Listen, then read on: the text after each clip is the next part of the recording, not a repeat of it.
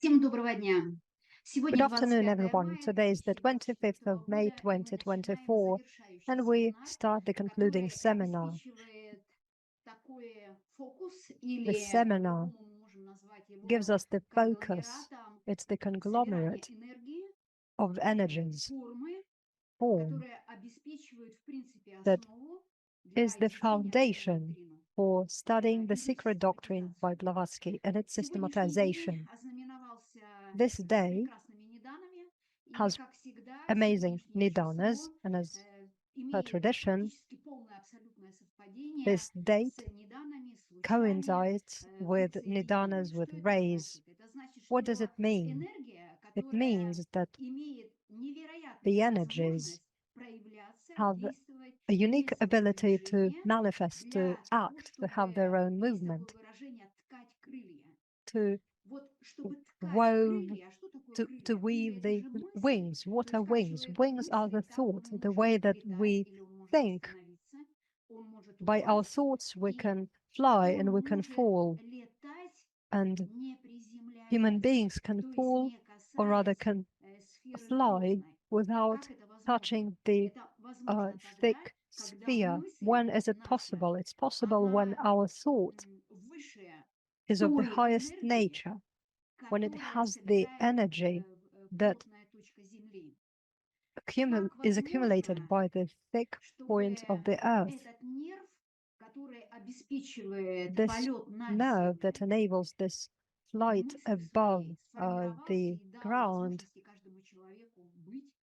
forms and gives us all the opportunity to act, to live, and this notion is the nerve of the creative life. Three stanzas of Dzyan, of the Secret Doctrine by Blavatsky, form the nerve, the creative life, that is the driver for our consciousness. This is the endless flight towards perfection. This is the amazing journey, the amazing nidanas, the composition of nidanas of the day that are given by Blavatsky in the Pearl of the East. We welcome everyone who has joined us. Good morning, good afternoon, and good evening, because today our webinar has gathered many continents, many countries around the globe, and representatives of some of the countries had to join us regardless the early night hours, the early morning hours, and nevertheless we are together. This is a very important moment. We are concluding the international seminar with the review of the three stanzas of the Secret Doctrine by Blavatsky. Of course, we will follow the tradition systematically. We start each seminar with looking at the characteristics of nidanas, with focusing our thoughts on this idea. And in this framework, we will look at the further context, the further information based on these nidanas. The thought of the day by Blavatsky sounds the following way: he who wrongs another unjustly will regret it, though men may applaud him. But he who is wronged is safe from regret, though the world may blame him. This thought, of course, can be compared to the three stanzas of Dzyan, of the Secret Doctrine. It's related to the life and the great feat of Blavatsky. She was misunderstood. She was betrayed by the whole world. There are still misunderstandings, and this is the great name of our compatriot. And all this betrayal will never touch her name, because her name will always be above that. This is the highest sphere, and these are the three planes of the spirit's non-forms: the united plane of the spirit and of the gods and deities, and this is the absolute consciousness, the absolute wisdom, and it is in line with the absolute light. How do these three planes of existence help us in application to the events of our lives, our everyday life? We shouldn't pay attention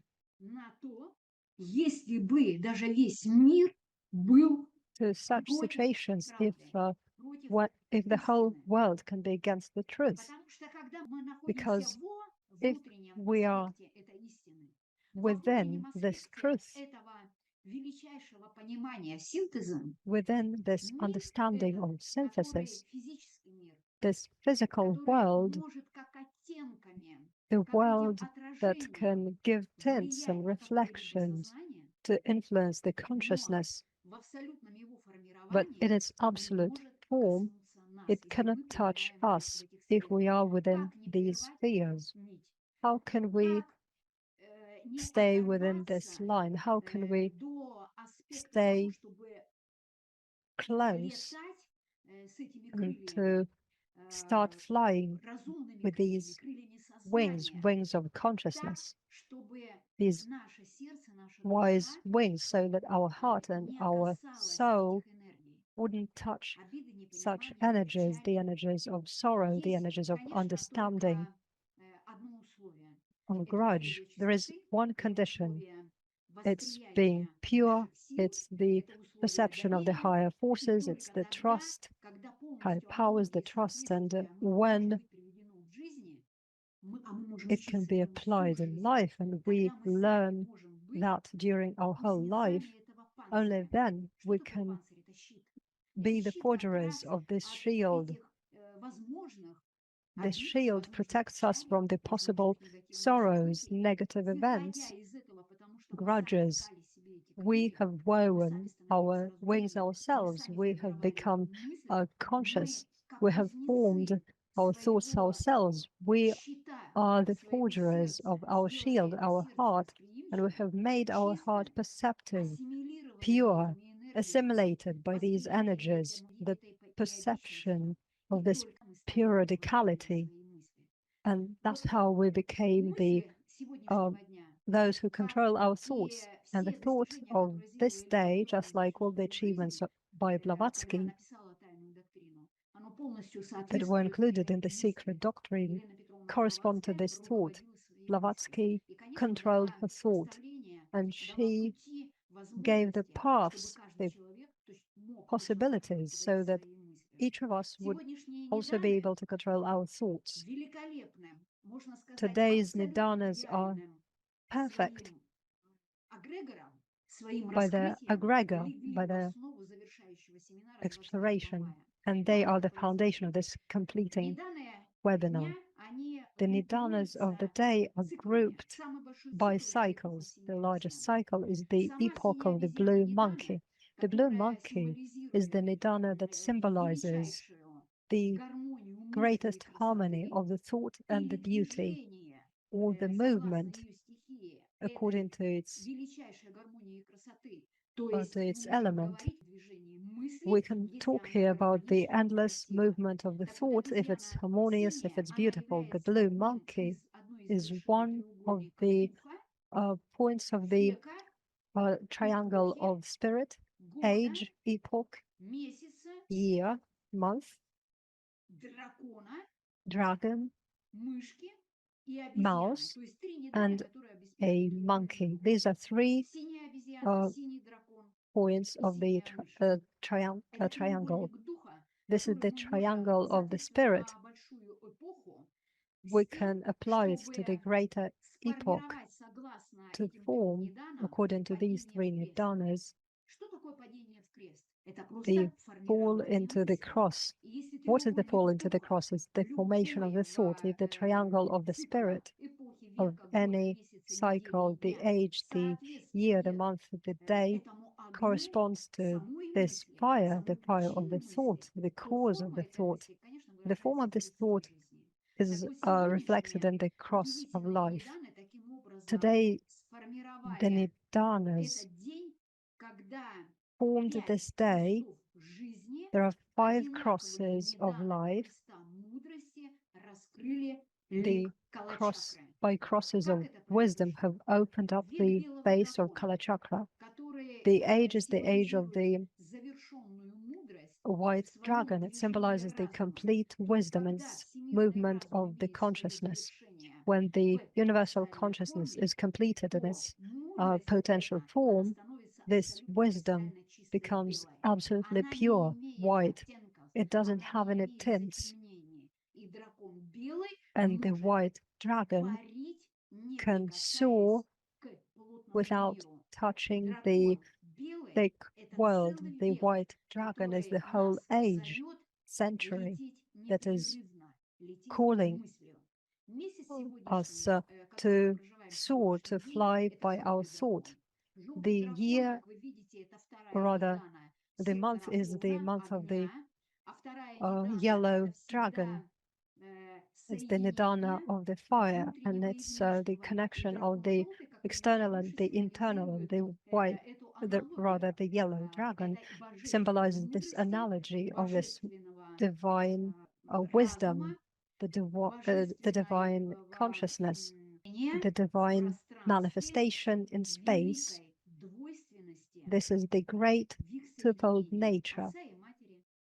It's the connection of mother and father, evil and good, plus and minus. Only in this divine wisdom we can see this connection, so that the light would become crystal pure. And the light is symbolized by the yellow dragon. It's the whole cycle. The week that we're going through is the week of the red Taurus. The red Taurus is one of the parts of the cross of the dragon. The cross of the wisdom consists of 4 nidanas. These nidanas can be reflected by various elements, just like in this day, but the foundation is the same.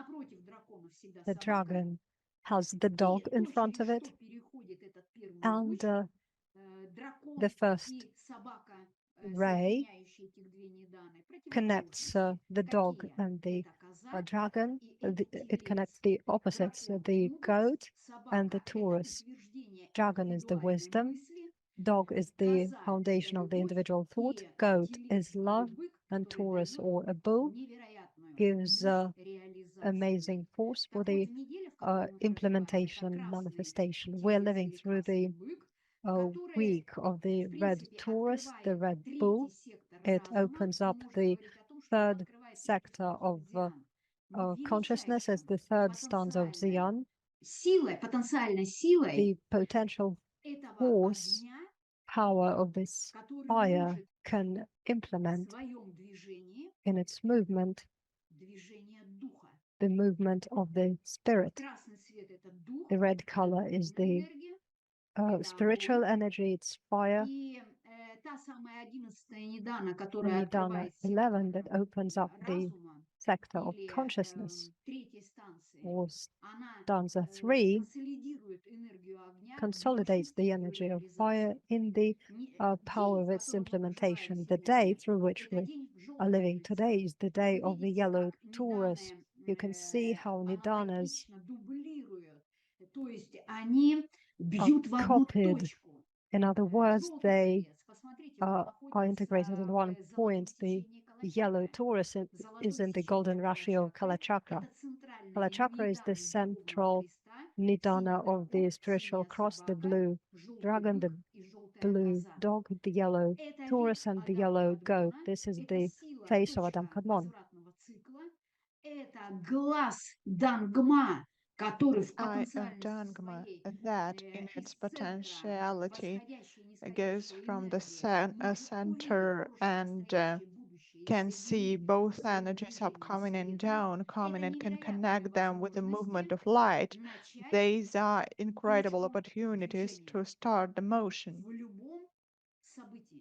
In every event, in every day, the yellow bull as one of these points opens up this space And it's surprising that today we have the double face of Adam Kadmon, the blue dragon in the center of events in the golden section of Kalachakra, and the yellow bull that is also in the golden section of Kalachakra.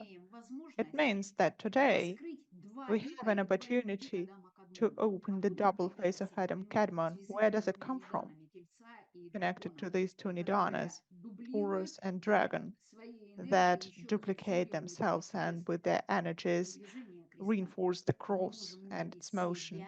We can see ourselves and we can see the world. We can connect the internal and the external. So, today's overview of the first three stanzas, surprisingly,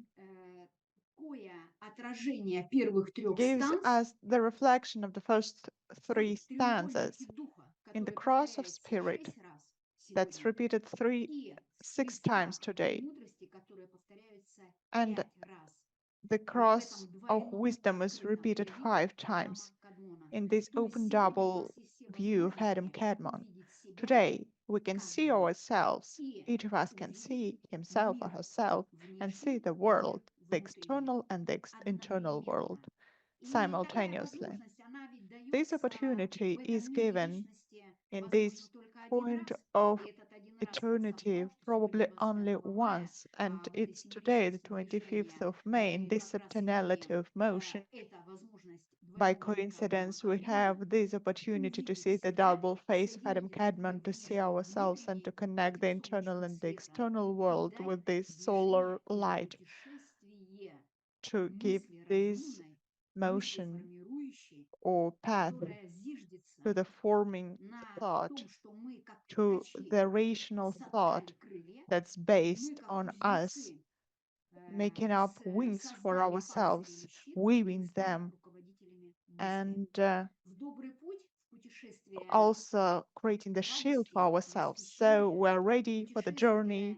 Wish you light, love, happiness, this eternal motion to perfection in the overview of the first three stanzas of The Secret Doctrine by Madame Blavatsky, the most important ones.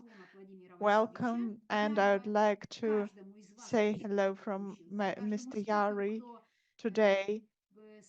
Thank you to every speaker of our seminars, every member of the School of Theosophy. Deep bow from Mr. Yari for your labor.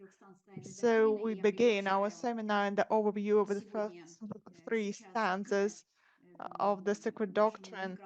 So today I invite Mr. Sergey Vitalyevich Kolganov, PhD, Professor of Philosophy of Moscow Aviation University, Russia, Moscow. Thank you so much, Mr. Kolganov. So we're waiting for the overview of the first three stanzas. Wish you all the best, dear participants of the seminar. Hello. Our world has been developing rapidly, and we're entering the new era. The volume of information that we produce are incredible. Every year, the time of a human being on the planet Earth is getting larger and larger. So today, we'd like to consider the first three stanzas of Madame Blavatsky's Cosmogenesis, the study of which allows us not to get lost in this boundless ocean of information. In the book The Teaching of the Temple, we find the following commentary to this work of Blavatsky. The 3 into 4 is the point where I'd like to stop on, and this sentence contains within itself the secret of manifestation of all the saviors of all times. It doesn't matter where we consider one or another of the Trinity. What's manifested on all planes of cosmos, and these trinities shall be considered as those that can replace each other. It's important that the basic concepts of the modern science are also three. matter, energy, and information. As for the information, there are different approaches to its definition. Anthropological, where information is identified with information of facts that can be transformed into knowledge. This technocentric approach is where the information is identified with data, and non-deterministic is the refusal to define information on the grounds that its fundamental concept, like matter and energy. The categories of matter and energy are easier to understand from the height of the 21st century science. Matter is everything around us. So many objects, material objects, matter field and matter and vacuum. Energy is what sets our world in motion. We know the formula of energy E equal to mc in square, derived by Albert Einstein, which connects the matter with energy. Matter has energy properties and information properties. The properties are responsible for the ability to move, as well as for the direction of motion. In classical theosophy, one can also find a very clear definition of these categories, in particular this one. Ultimately, all matter and force are retarded motion. With the category of rational mind and information in modern science, it's not that easy. Scientists and philosophers have come to a general agreement on the essence of consciousness, only that it exists. Information is another fundamental concept of science, very complex and profound concept that has no single definition. Information is a special form of reflection. It's encrypted and transmitted reflection. Information is a reflected diversity. As Norbert Wiener noted, information is information, not matter or energy. Let's remember what definitions of the concept information were given by its numerous researchers. Information is the negation of entropy, Leon Brouillon. Information is a measure of the complexity of structures, Eber-Moll. Information is a reflected diversity, Usul. Information is the content of the reflection process, Victor Tuzov. Information is the probability of choice, Ikiba Yaglom. The term of information, derived from Latin word informatio, which means data, explanation, statement, is the data about objects and phenomena, their environment, their parameters, properties, and state, which are perceived by information systems, living organisms, controlling machines, etc., in the process of life and work. A human being, information is a person's knowledge. A message carries information for a person if the information contained in it is new, reducing the uncertainty of our knowledge about the object, and understandable. Let's remember Jack London.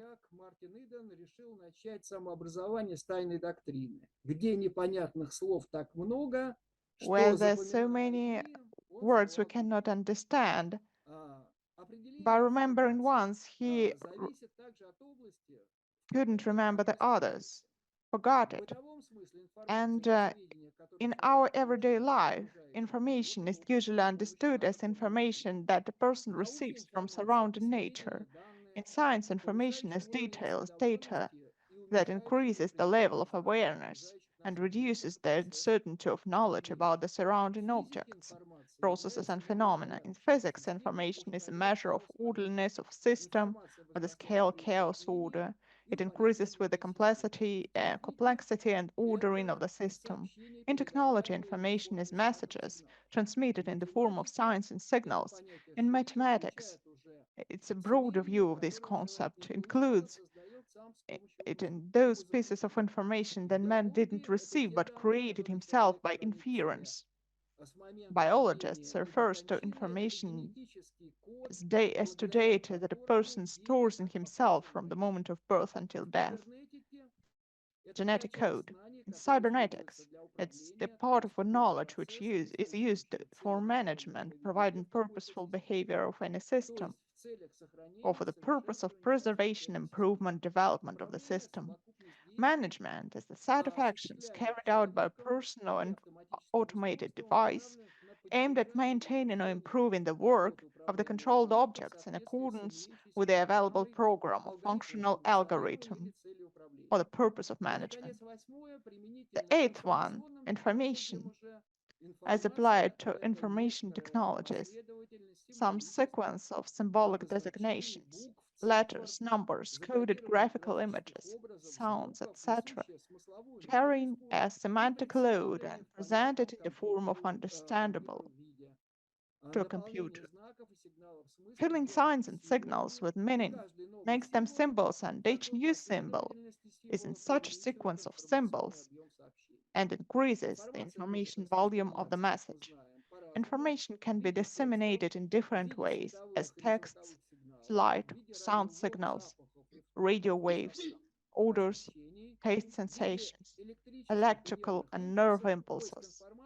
The search of information is always accompanied by its selection. Selection of information implies evaluation of the found information by degree of usefulness, relevance, reliability, and selection of only information useful for solving the task. We can point out that storage of large amounts of information is justified only if the search of the necessary information can be carried out quickly enough and the information can be obtained in an accessible form. It's with information that the main achievements, misadventures, and in short, all the rapid changes in the lives of people and the whole humanity which can be taking place for several decades are connected to, which are caused by a gigantic increase in its volume, speed of processing and transmission and connected. By 2020, the digital universe will reach 40 zettabytes, 57 times more than the number of grains of sand on all the beaches of the planet. From 2010, in total, the volume of data has grown 50 times, with the information obtaining that we obtain from the nature for processing. Our existence is bound up with, as rightly pointed out, Descartes. Descartes, speaking of sleep, says, I shall regard myself as being devoid of hands, eyes, flesh, and blood, and senses. In this description of human sleep, we see the nature of a person immersed in a digital environment. In the middle of the 20th century, a new scientific discipline, cybernetics, emerged and developed. Later, the cybernetic approach began to be applied to the description of social objects and phenomena. The central concept of cybernetics is information. Information interactions take place between the elements of cybernetic system, or exchange of control signals, signs, and commands. Cybernetics does not consider physical energy interactions, but only informational ones. Cybernetics gave rise to a new system, systematic information view of the nature. In the 60th and 70th years of the 20th century, informatics emerged from cybernetics as independent discipline. Computer science studies studied not just information, but unity of information, linguistic, technical, and software tools, or what forms the basis of information technology, the basic characteristics, structure, and functions of the automated information systems. Then the English language term computer science was introduced into scientific usage, which studies the processes of processing, storage, and transmission of information with the help of computers and telecommunication systems. Today, intellectual activity is being technologized, while in the past, only the ways of fixing, replicating, and disseminating information changed. Information is the valuable resource of society, for the process of information processing can be defined as technology. The fundamental directions of scientific and technological progress, which largely determine today the strategic priorities of development of society and its culture, are informatization and mediatization of society. The information society is emerging worldwide. The following characteristic features of a developed information society are distinguished.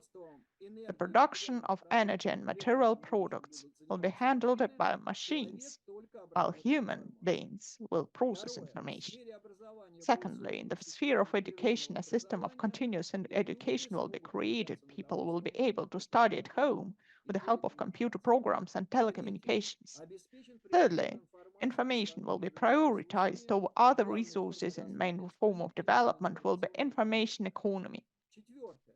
Fourth, free access of every person to information resource of the whole civilizations will be formed. Finally, the problem of information crisis will be solved, or the contradiction between information avalanche and information hunger will be resolved. If we look at the table, doubling the sum total of human knowledge happened in 1800 every 50 years. In 1950, every 10 years saw the doubling, and 1970s every 5 years saw the doubling of this knowledge, and in the early 21st century it happened every 2 years.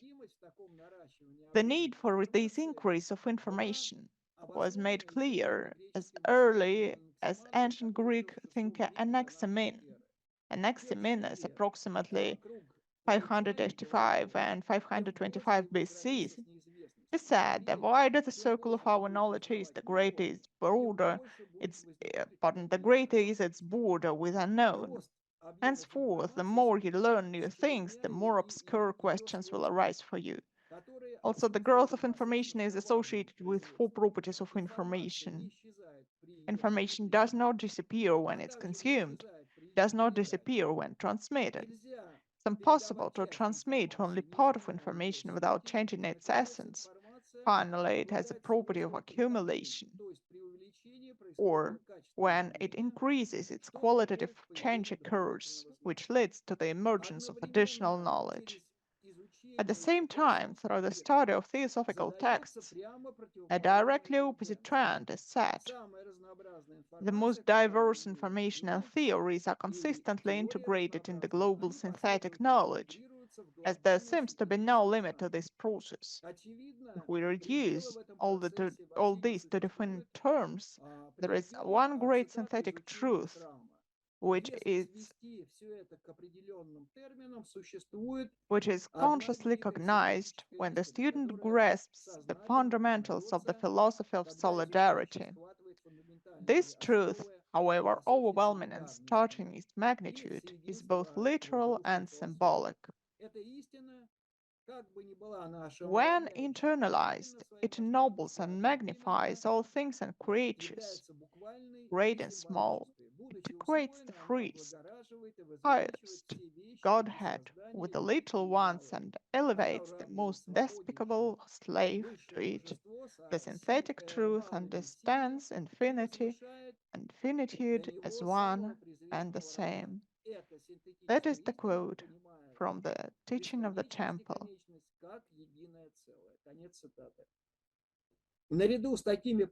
Along with such concepts as matter and energy, the concept of information defines the basis of the modern scientific picture of the world. What is the fundamental difference between information and energy and matter? Firstly, it's attributive concept. Information is an inherent property of a material object. It exists regardless of our understanding and realization. It's realized in philosophy and physics. Secondly, functional concept is applied in cybernetics, physiology, biology. Functional approach considers information as meaning contained in signal. In order to extract the meaning from the environment, it's necessary to have the subject who has reached the level of mental development, or the function of a living organism. Only a human being can extract meaning from the surrounding reality and regulate his or her space on the basis of the obtained data. Finally, a communicative concept, anthropocentric. We can talk about information only in relation to person and social systems. This concept considers information as sphere of communication, sphere of general scientific reflection. This concept is the most popular today in linguistic, sociology, and psychology.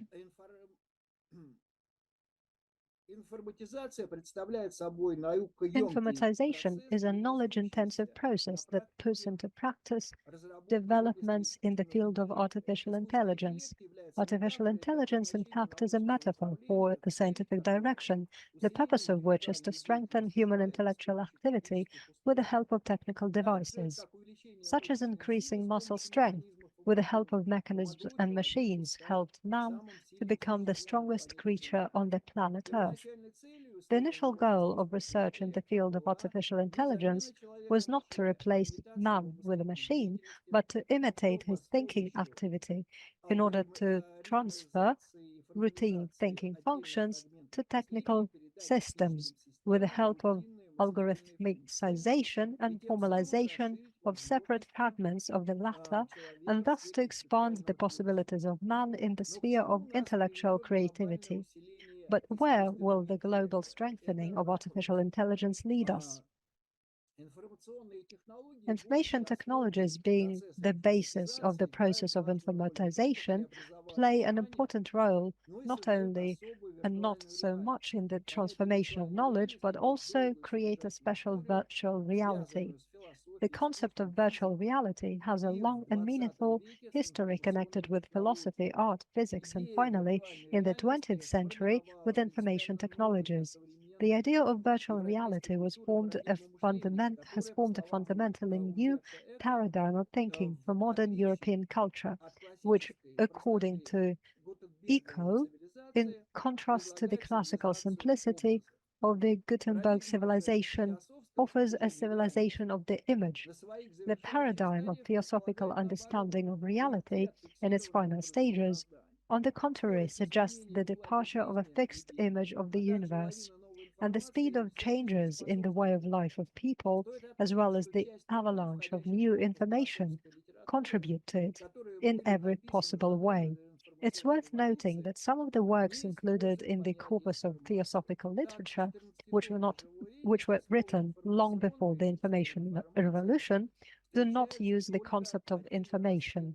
Thus, in the 14th volume, Living Ethics, the word informational occurs only once in the following context.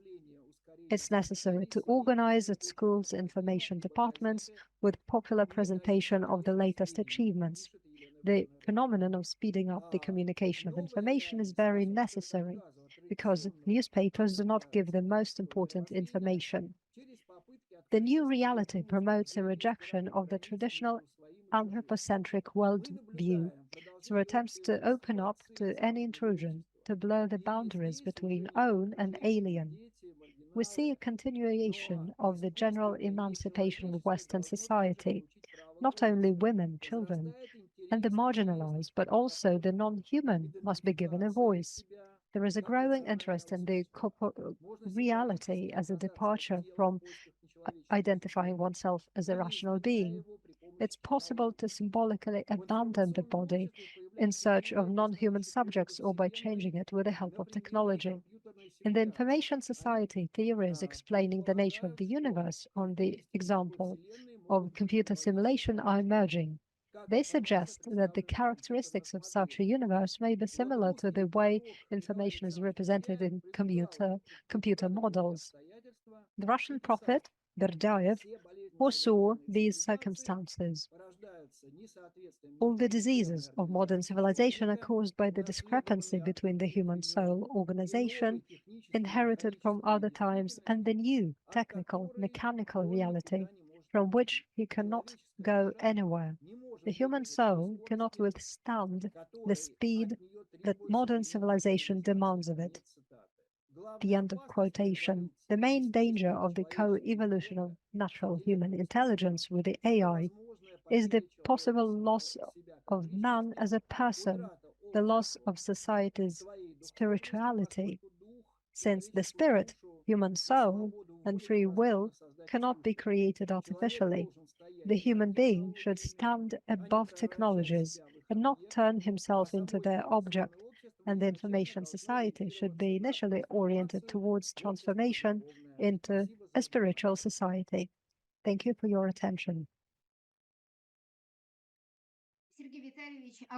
Sergey Vitalyevich, thank you so much for sharing such a conglomerate of information.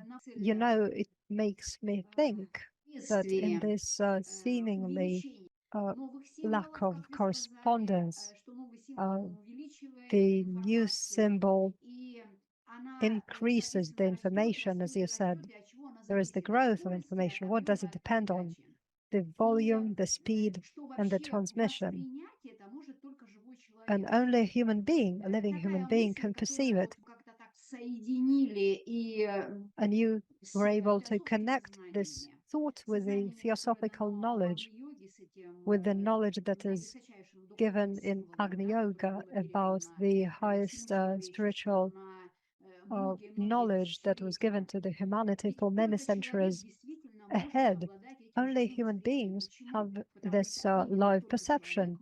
Only human beings have the language, the speech that can be perceived.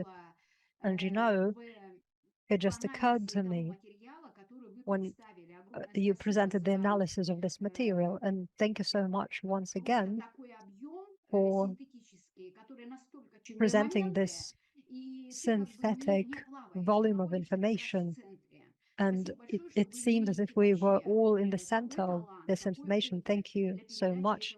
We have such experience for sharing this knowledge, this live perception, this language according to secret doctrine. Language used to be uniform in the very beginning. The first races of human beings spoke that uniform language, then it multiplied. According to three stanzas,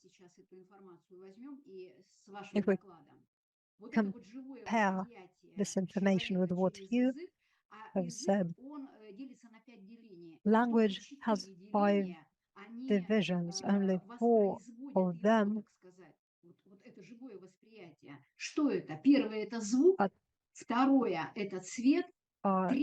are similar. So the form, the color, and the sound of some of the divisions, the teachers of humanity have the form, they can transmit to others this perception. And the information can be shared through internet, through the technologies. Nevertheless, it will be based on the 3 aspects. The 3 stanzas of Dzyan give the sound, the first division of the language, which is stanza 1. The second division is light, the second division. The third division is the last part of this triangle of the divine highest abilities of human beings, the perception of information and information technologies. And after the completion of these 3 stanzas, the form will be ready, and you were able to connect the civilization and the evolution, the past, the present, and the future, the whole potentiality that has unfolded today, because the energies of this day have unfolded in such a way. Thank you so much for presenting this information. Now I'd like to give the floor to our next speaker, our friend, our dearest partner, Theosophist, Foster Michelin. Please present the review of the first 3 stanzas of the first volume of Secret Doctrine, PhD Metaphysics, member of the Theosophic Society, the US, California. Madam Foster, we are listening to you very attentively. Good morning, good afternoon, and good evening. The first line in this first stanza refers to the eternal parent as female, in stating she was wrapped in her eternal robes and slumbering. She has been symbolized in the archaic manuscript as an immaculate white disk within a dull black ground. The Great Mother here represents the cosmos in eternity before the awakening of the still slumbering energy. The emanation of the world of later systems. The invisible robes are the mystic root of all matter of the universe. We can most easily imagine space as the one eternal thing, immovable in its abstraction and uninfluenced by either the presence or the absence in it of an objective universe. It is a self-existence and has no dimension. Spirit is the first differentiation from that. Sloka 2 examines the point that there is no time, for time lies in the infinite bosom of duration. Time is only an illusion produced by the succession of our states of consciousness as we travel through eternal duration. It exists not where there is no consciousness. Universal mind was not active, functioning, for there were no ahi to contain it. The ahi is the sense of mind, the sense of word for the Dinachohans or serpents. This refers to the dragons of wisdom, and these are the great holders of wisdom, as these dragons carry a special fire. The Father and the Son resting in the Mother were one more one. The all contains the periodical cosmos, a germ which is latent and active in cycles during any of these periods. Nothing stops at any level. Students seem to believe that there's a complete cessation of activity. However, motion is the eternal constant in this universe as well as any other. Just as when we sleep, eyes closed, mind seeks a point of equilibrium. However, the body does not stop breathing, the heart does not stop beating, and the digestion continues. We rest the night and awaken to a new day of another level of activity. So it is with the existent one. Even in dreamless sleep, life is pulsing and unconscious in universal space throughout the all-presence, which is sensed by the open eye of the Dagma.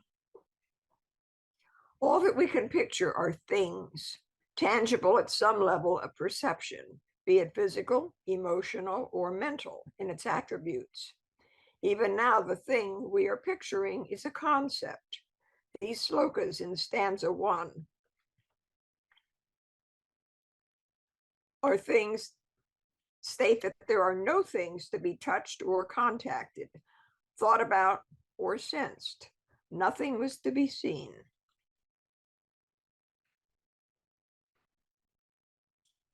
To humanity, mind is not active in our sleep because the organ through which the ego manifests ideation and memory on the material plane temporarily ceases to function.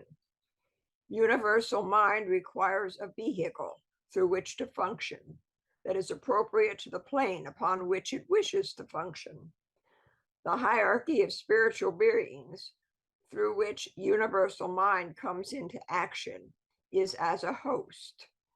It is composed of intelligent forces that give to and enact in nature. They are not the personifications of the powers of nature. Sloka 4 states that nothing at this point was manifested, not even the 7 ways to bliss of non-existence, absolute being, existence, and consciousness. These did not exist as space was still empty and existed only in the divine thought. These are explained in the teachings of the 12 nidas, or causes of beings. Each carries the effect of its antecedent cause, and a cause in its turn to its successor. Maya, or illusion, is an element which enters into all finite things. For everything that exists, only as a relative is not absolute reality, since the appearance which the hidden nomenon assumes for any observer depends upon his power of recognition. All that we study here may contain complete truths. However, it depends upon our cognition of the ancient wisdom to understand it. Each perceives at his or her own level.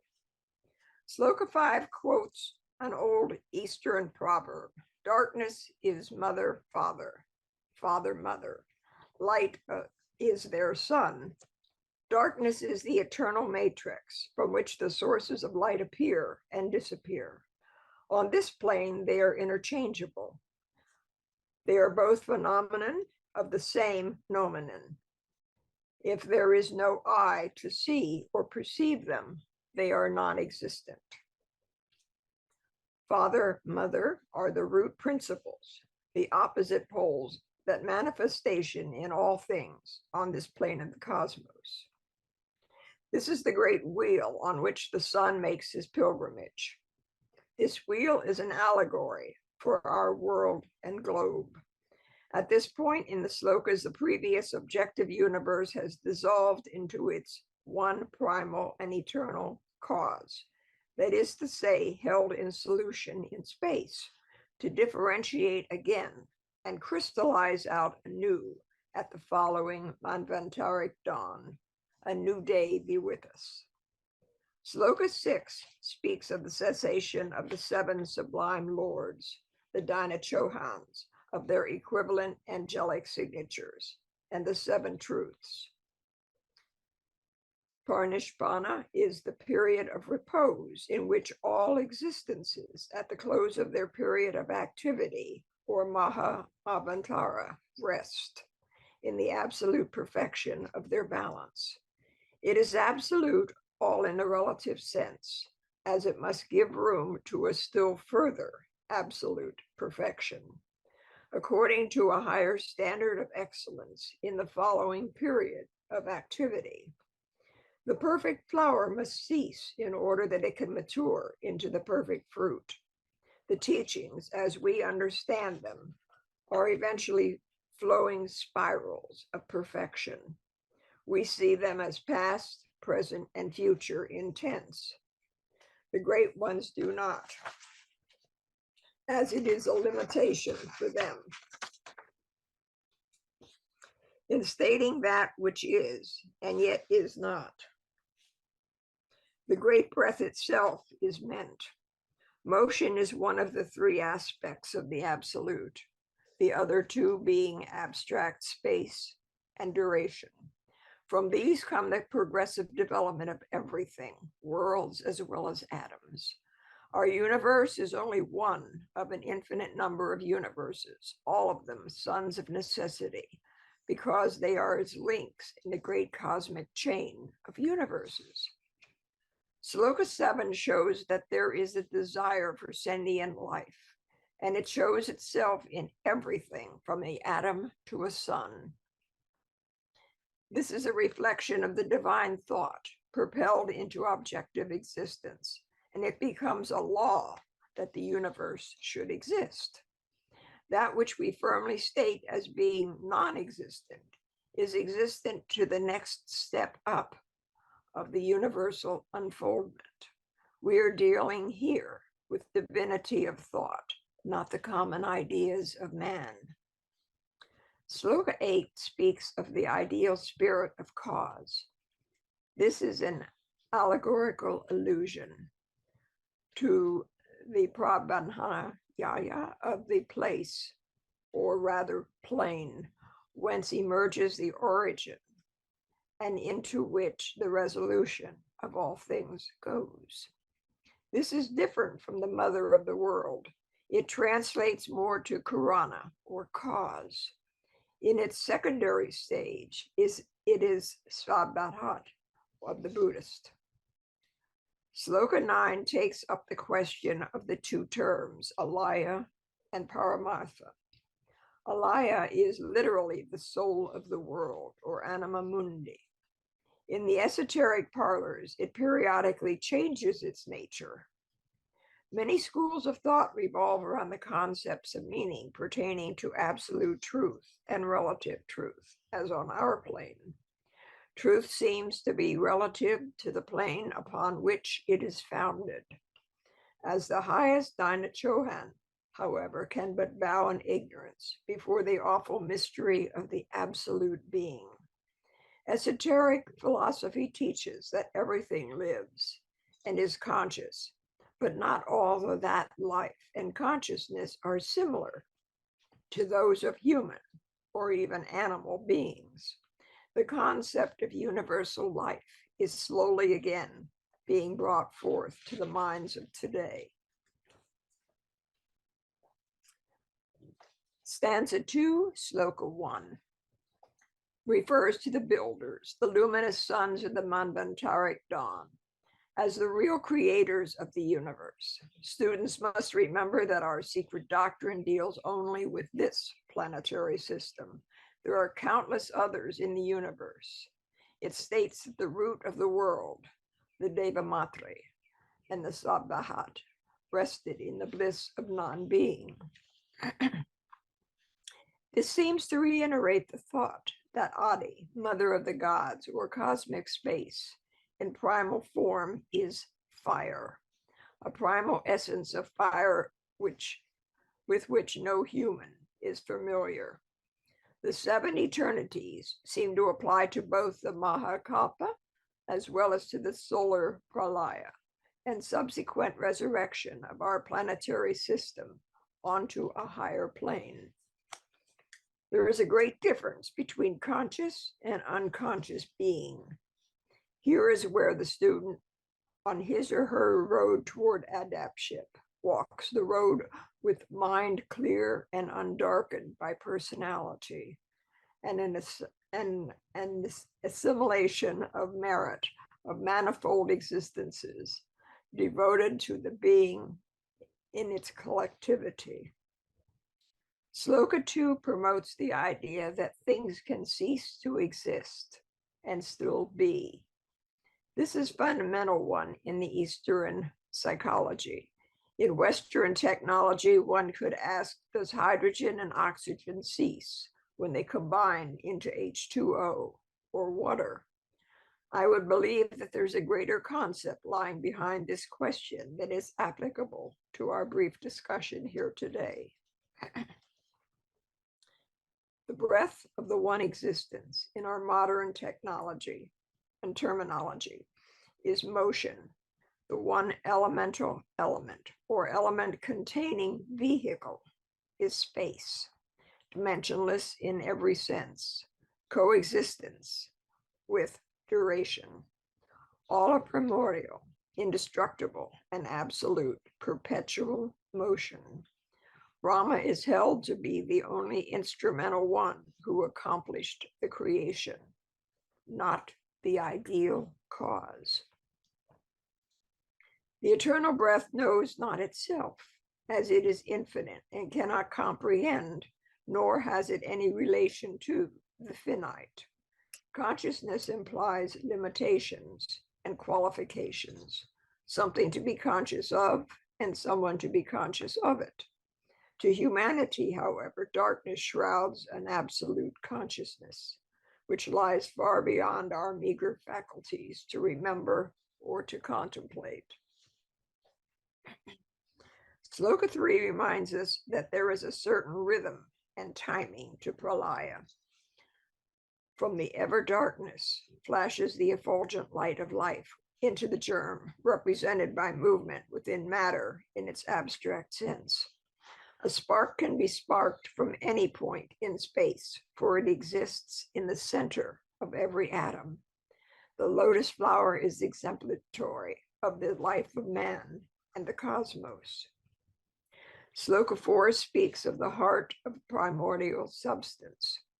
As the hour strikes and it becomes receptive to the poetic impression of divine thought, and its heart opens. It differentiates father, mother, son, and these are transformed into four. Herein lies the origin of the double mystery of the Trinity and the Immaculate Conception. The Tree of Life scenario grants to man the opportunity to visualize and then see that there is power, essence, source, call it what you will, which flows within every manifestation. There is no separation anywhere in infinity. Humanity tries to explain this in mathematical formulae, linguistic language, geometric proportions, astronomical observations, artistic and musical endeavors. But it always falls short, as it cannot yet peer into the mirror of its own eternal selfhood. Sloka 5 reminds us that we are at the beginning of our studies, and these only include our solar system. The 7 suns were not yet born within the web of light.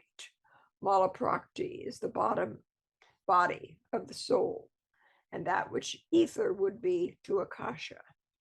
Sabhava is substance, giving substance to itself without action and with action, a state of being, as when the snake eats its tail. Sloka 6 shows the universe as past, present, and future to the human mind. However, in its totality, it is divine thought.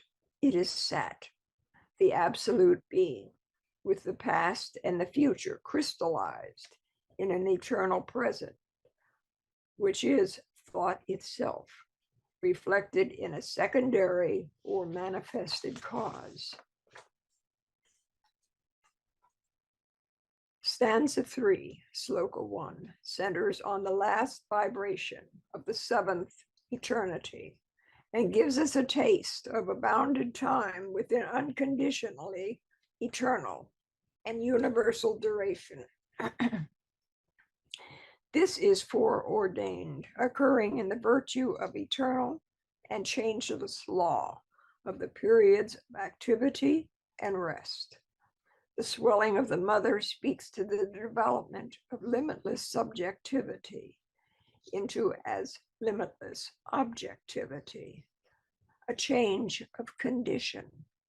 Still, it is a limited cycle of activity.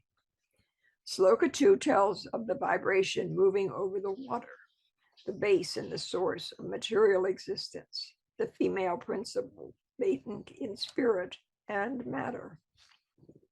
Sloka 3 speaks of the solidary ray dropping into the mother.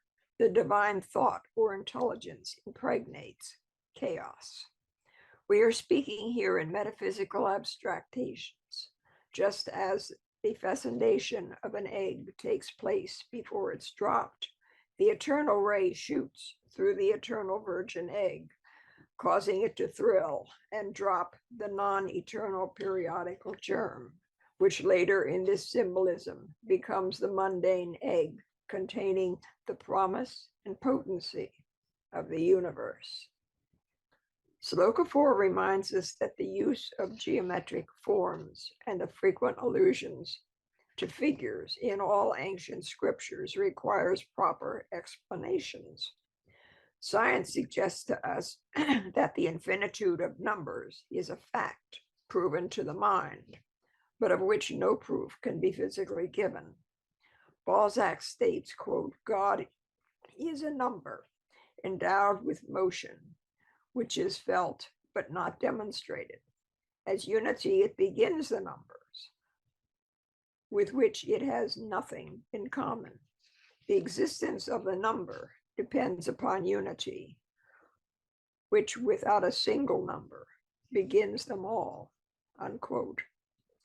The completion of this sloka speaks of the milk-white curds throughout the depths of Mother.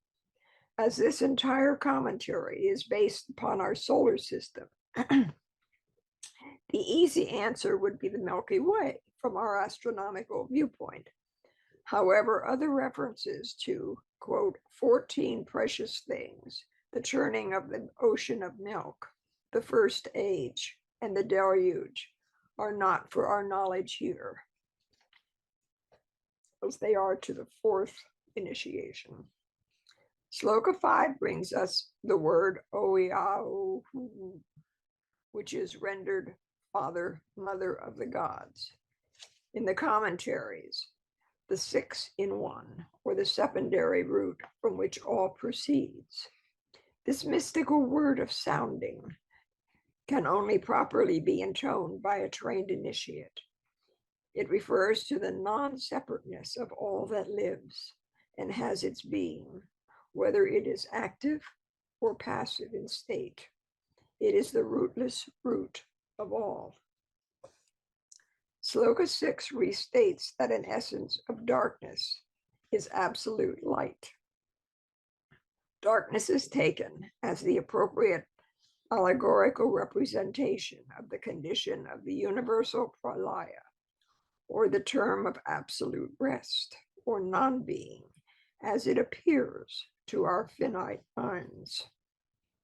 Sloka 7 addresses itself to the student, speaking of the incorporeal man who contains in himself the divine idea. He is Oiao, the younger, the blazing dragon of wisdom. He is the synthesis or the aggregate of the universal wisdom containing 7 creative hosts.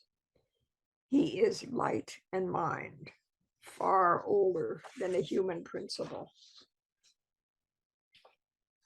Archaic philosophy recognizes neither good nor evil as fundamental or independent power, but starting from the absolute all, traces both through the courses of their natural evolution of pure light, condensing gradually into form. In all of these words and teachings, let us bear in mind, but there is but one universal element, which is infinite, unborn, and undying, and that all the rest, as in our world of phenomenon, are but so many various differentiations and aspects, transformations of that one. Sloka 8 speaks to the student to deepen his awareness of the universally diffused, omnipresent, eternal deity in all of manifestation. As it manifests from the higher to the lower frequencies of energies, the germ becomes the light, which enlightens every man. Within the light which abides in the heart, the mind, and being of every man, creature, or nature. In creation, it is the concealed, hidden Father. Sloka 9 states that light is cold flame, and flame is fire. This fire produces heat and yields water, resulting in life in the Great Mother. Primordial matter has neither heat nor cold, but is of its own special nature.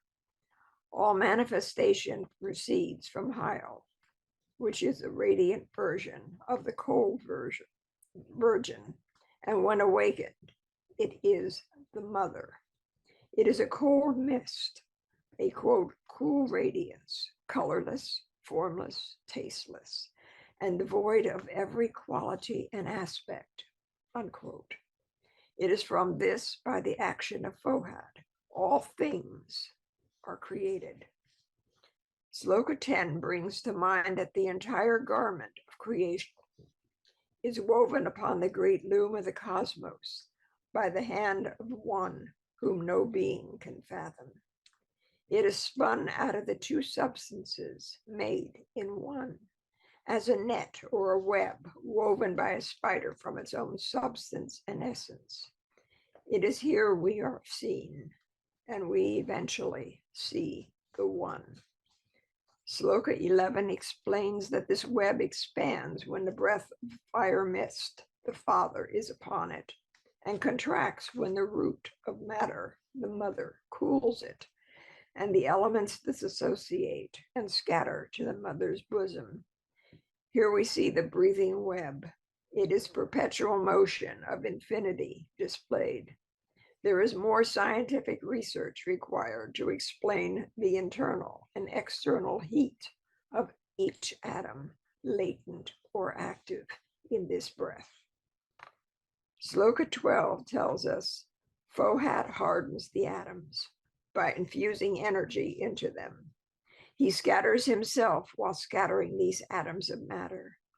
It is here, through the action of Fohat, the ideas of the universal mind are impressed upon matter. His essence is one of non-diminishing cosmic energy, and it allows the reflection of the self-existent Lord, primeval light, to act like a mirror, the self-reflecting Lord himself into matter. Here it is that all we see and know and feel and are become a world. Namaste. Dear Michelina, thank you so much for such wishes, kind wishes, and indeed, according to the laws that you have just told about, these are the building, the construction laws, and once again, you reminded us about these laws and you remind us about the necessity to follow these laws. Of course, each of us are building our own worlds. Thank you so much for collecting all this information and all the key points of these slokas. And this material is endless because we always want to think about these three stanzas, this system, to build our own form. Thank you so much. Dear friends, this life journey that each of the speakers is proposing us is sharing the wisdom to a live person. It's important for us to be live, to be these live people, to be able to move around this world, this creative path that is created by our consciousness. We have prepared the review of these three stanzas. Of course, this is a very expanded review, and we hope that together with us, you will be able to trace the thought. The volume is indeed huge, and this review will take longer to complete the seminar. We wish you to have the focus of thought, let the wisdom live in our life consciousness. The Secret Doctrine provides absolutely fundamental possibilities for understanding the structure of the world, and this foundation becomes understandable and applicable for each of us. Then a person can easily answer any question, both to himself and to everyone else. For in these answers, there is a free movement of thought that knows the laws.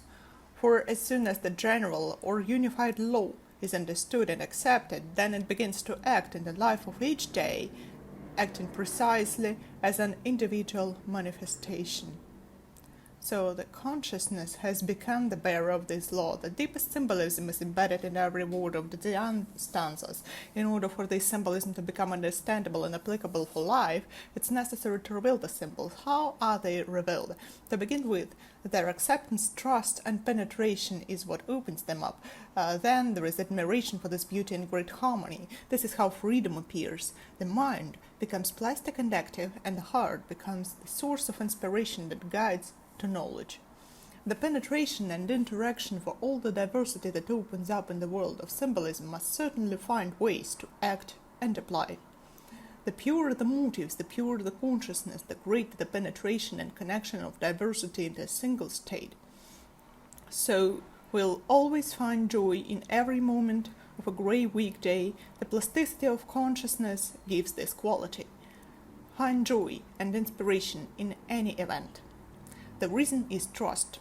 If at least one person has experienced this complete trust, then he'll always have two, a sword and a shield, to win. A sword will cut off the lower, the shield will approach to the high and raise consciousness, since it's not the shield that protects but the hand holding and guiding it, the hand of a man.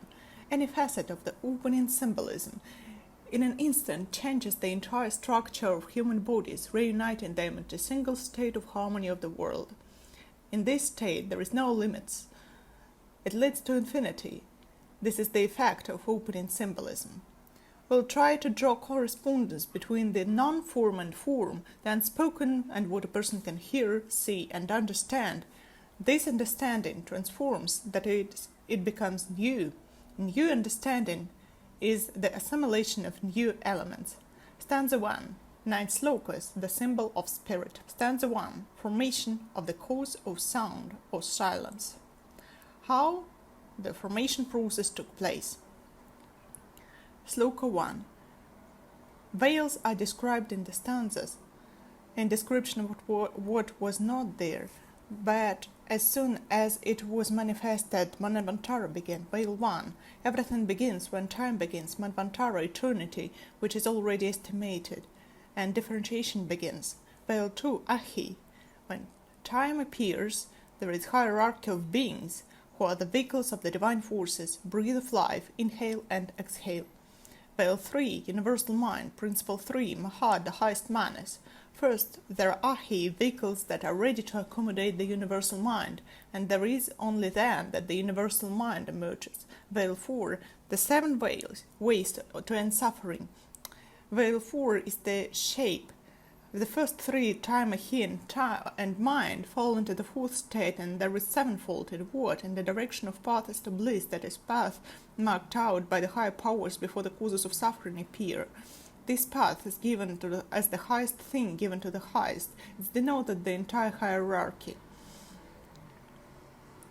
Veil 5, the great causes of suffering, potentiality. 5, the symbol of a man. The gods don't suffer, minerals don't suffer, man suffers, man is the cause of suffering potentially. Veil 6, father, mother, and son are one. 6, or heart, the single supreme essence, Buddhi, wisdom, the state of unity between male and female principle and their movement, or ray. There is no movement, nothing has started, there's been no division. State 6 is the state of absolute wisdom. Veil 7, the sun who will awaken to new will and travel on its sun or ray, the beginning of the movement. When all the 7-fold is gathered, the movement arises. The ray symbol 7, the awakening of Manvantara will begin, and the countless incarnations of the soul, sun, moon that begin to wander will begin. The Pythagorean triangle 1, 2, 3, 4 adds up to 10. 1, 2, and 3 are 6. 6 plus 4 is 10. 6 plus 4. There is no 7. 7 is missing, hidden. The ray is hidden, the movement is hidden. Sides of the triangle by 4, 3 sides, 4, 12, 3. The 3, it's hidden potential movement, the subtonality, that means movement of the ray, and implies a movement of the ray. Any of the 4 periods manifesting from the inside out or manifesting the inner movement of the ray becoming 7. 7 is one subtonality. 7 multiplied by 2 7-folds, 14, 5. 7 multiplied by 3 7-folds, 21. 3, 7 multiplied by 4 7-folds, 28, 10. The sum of the 4 periods, 7, 5, 3, 10, 25. 25 is today's number, the 25th of May. In sum, it's 7. 7x. The sum of the 4 periods is also equal to 7, and this 7x degree, the rotation of the cross of life, was laid. It was a material, vertical, and horizontal line. And when the internal movement of the 7 from the inside out began, it became spiritual X. Therefore, the secret of 7X, or individual, hidden in a transformation up to a certain period, up to a certain cycle, when karma allows, 7 will manifest or become spiritual light. This is the great secret of each of us, or the secret of karma. Sloka 2. Time. Time can be divided. Duration cannot be.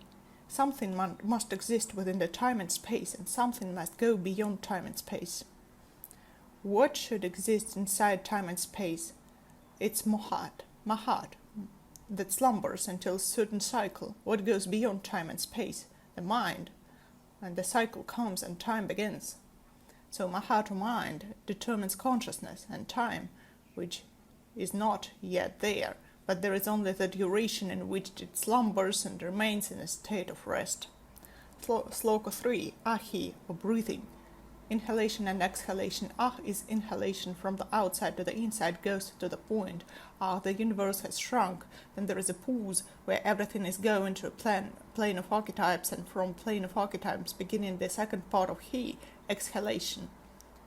Exhaled He from the inside to the outside. Ah, He, and the whole hierarchy of divine beings as inhalation and exhalation is built. Ah, He, the seven primordial rays, or logoi emanating from the first logos threefold, but one in essence. Ahi, the Anchohans, are intelligent forces. Razum, the mind, Rise, the sun god, or light. In the third race he descended, and humanity became monadic, and the moon began to manifest itself as the descent of this light to the intelligence through Zed, that is Ra-Zed-U-M. Razum, symbolically Zed, connects the top and bottom, beginning and end, manifested and unmanifested, cycles, so on. I here allow us to sit and understand clearly, and they connect the mind and the heart and become intelligent. Then the ray touches the consciousness and understanding comes. The symbol is the six-ray star. The six-ray star is Rupa Ahi, or the property of understanding for man, and Zed, connecting the basis of two triangles of highest and lowest. The key is the basis of this understanding. The key point, Ahi, are the intelligent forces that give and enact the nature and laws. Note that Ahi first creates a suitable basis, which only then becomes a guide. What is this basis? Don't delegate their own laws to nature, but to give to and enact in nature her laws. This is hierarchy of celestial beings, the Tian Chohans. They were in the beginning of the basis to reveal in nature its own laws, not to impose their own. Great reverence was at first, and then, in the matter of space of a certain plane, the same Ahi began to manifest it. They act according to the laws assigned to them. What does it mean? It means that at the beginning this reverence was shown to bring out its laws in nature, or the first manifestation, the highest forces asked permission from the lowest forces. That's what it means. The seven-pointed star on its plane, it gave the very foundation. It asked for the permission, and then the guides of Tian Chohans began to fulfill the will of the highest or the densest of our plane.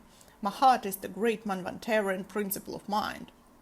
The eternal mind radiates Ahi. Ahi come from unity and are the first of these seven rays.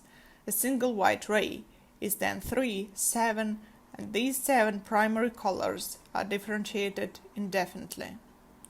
Sloka 4. There was no seven ways to bliss, which is an absolute being. What are these seven ways to bliss? Connection of the sevenfold, from the single to the physical one, from the plane of archetypes to the plane of archetypes, from the physical plane to the plane of single, end up in a following combination of numbers. This is the combination of numbers 1, 2, 3, 5, 7, 9, 12, 7, 9, 11, 5, 6, 7, 84 in sum, 12 in sum, which is the connection of 7, and this is 12. What can be 12? There, the 12 nidanas.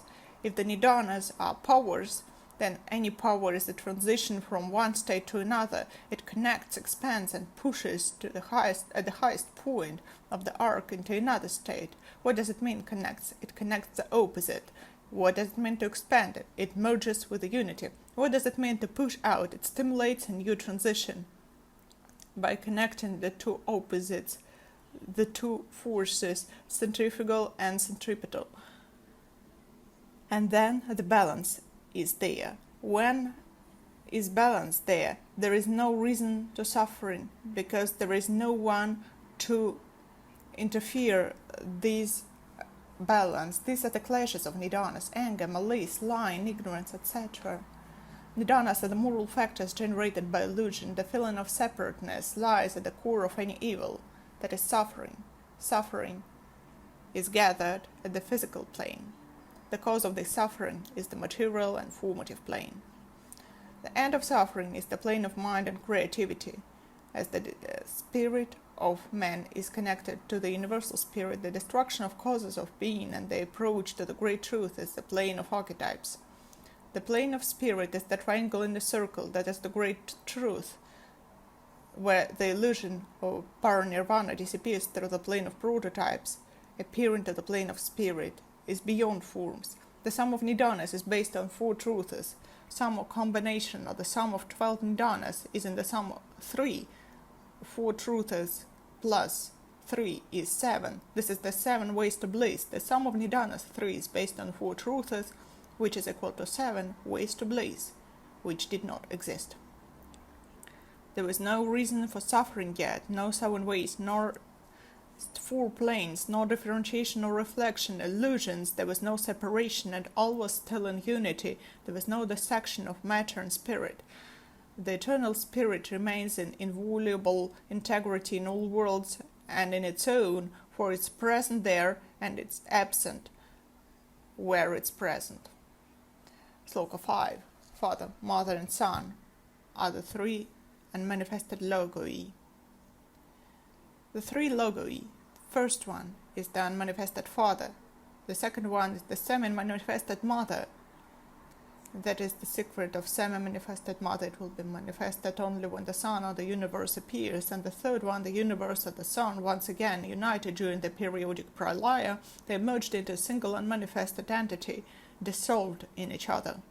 They became once more the one light, the one cause of light, the light that will be manifested by movement of Wuhat. They became a single ring or wheel.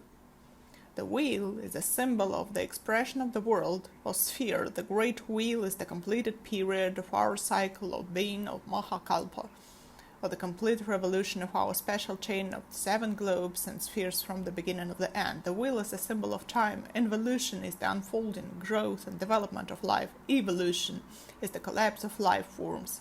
The day is the highest point. Night is the lower point on the arc of the time cycle. The dawn is the first quarter of the cycle, and the twilight is the last quarter of the cycle. It turns out that the wheel is the completion, connection of the arcs of consciousness that manifests itself when the arcs are connected, and then the sun begins its journey or movement, which became this very consciousness, that is wheel. He himself is in this wheel. When he begins to move, that is unmanifested becomes manifested, and the arcs are connected into a ring or wheel. The cosmos is not somewhere on the sidelines, but passes through the center, which is the person, and all lights, energies, colors, light, information, and the manifestation of time all passes through the center of the person, and the person of human being himself passes through the center, and this center is the center of the cosmos, the center of all world, the center of the universe. So the light should give an impulse for the movement of monad or the wheel, and the human consciousness will gradually expand and become cosmic at end. That is the center of cosmos, and the center of person will become one, and man is freed through the manas, which leads the person or the man to liberation from dense matter, destroying those qualities that chain the man to physical incarnation. These qualities are limitations of the mind. Sloka 6. There is one law that rules the entire cosmos, the supreme will. The great mind creates the earth by the power of hierarchy. The driving force of the universe is the will to create. Four-heart appears in aspect of cosmic electricity. The 4 spirits of fire indicate the action of the 4 differentiations of electrical energy, which are manifested in the conductors of organic matter in the form of qualities of consciousness: initiative, understanding, coordination, and execution. The plane of archetypes is initiatives. The plane of mind and creativity is understanding. The material and formative plane is coordination, and physical plane is execution. Therefore, the fulfillment of the instructions of the teachers given in the teaching is the first impulse towards perfection, so that a person can get the recognition or coordination that leads to understanding, and then there is an idea or reason for the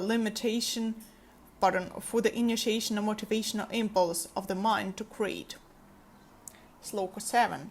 The basis of psychic energy is primary matter and spatial fire, the 2 doors that can be opened by the great souls of the Mahatma of humanity, and light will be shed from the open eye of Dharma, which is not affected by Maya, Full realization of truth can come to a person only with the development of the sixth sense, buddhi, which is heart, intuition, and divine mind, which will be possessed by representatives of the sixth race of humanity. This state corresponds to constellation of Taurus or Aum in the Kalachakra, where 6, 7, 8, 9, 10 Kalachakra principles are 40 in total. What is 40? 40 is the inner member of the spirit understanding, inner light. The eye of Dharma is the state of creative potentiality, the creating person, which manifests the inner form of light. Light is actually consciousness, the only eternal reality. It's an individual who creates all the plans of life, passing through them, and everything else is an illusion or reflection of this reality.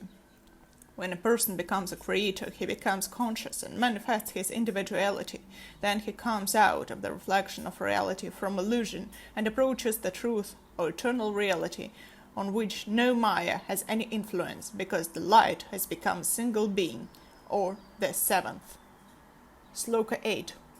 The eye of Dharma is the eye of Shiva, destruction for the sake of creation, continuous reincarnation. He is the third one. He is the salvation from duality and opposing.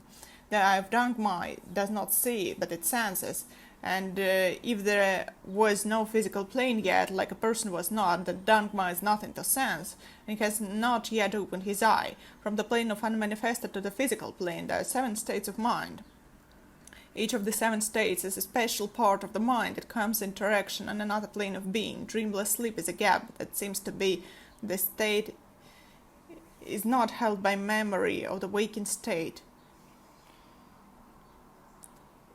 Actually, it's completeness. He is the cause of light and darkness, the state of the undifferentiated world. That is, darkness and light are not opposites. Darkness makes light visible. Light is the first glimmer that appears in undifferentiated matter, throws light into the sphere of objectivity at the level from which manifestation begins. The first glimpse, it's the gap of consciousness. The gap of consciousness means the state of space and mind being in akasha. Practically, it's the state of equilibrium, an apparent emptiness, shunyata, which is completeness, in which there is a gap of consciousness which appears. The way is like cycles that are set by 3 causes. First, transmutation of old accumulations. Second, clearing the space. Third, injection of a great fire. Future.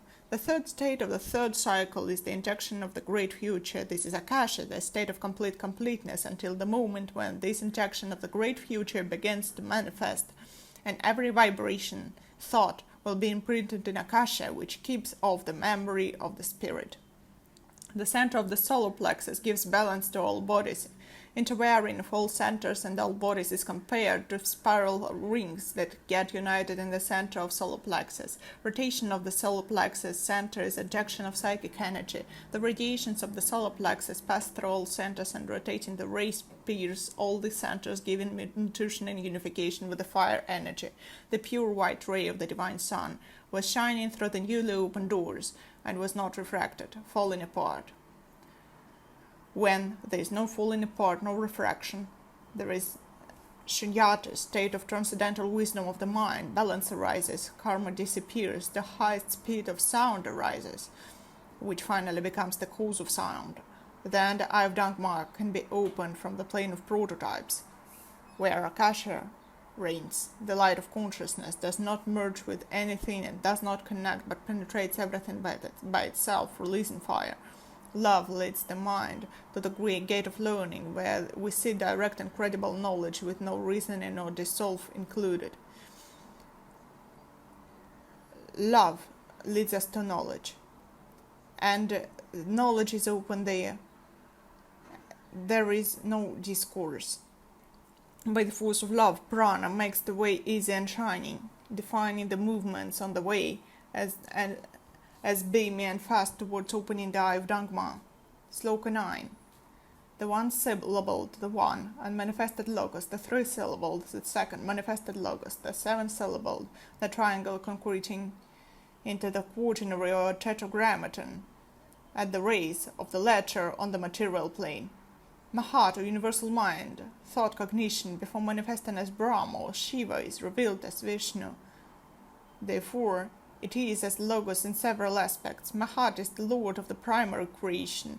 Manas was born and called egoism. It is born as self-fulfilling I, the secondary creation, the ninth creation, when Mahat develops into self-consciousness and takes the name of egoism.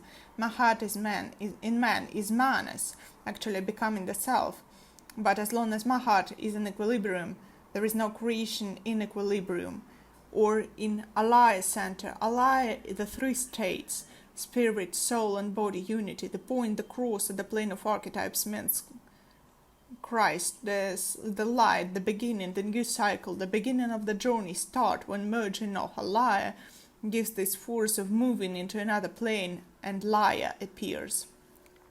Sloka 9 describes the unmanifested state of the ninth creation.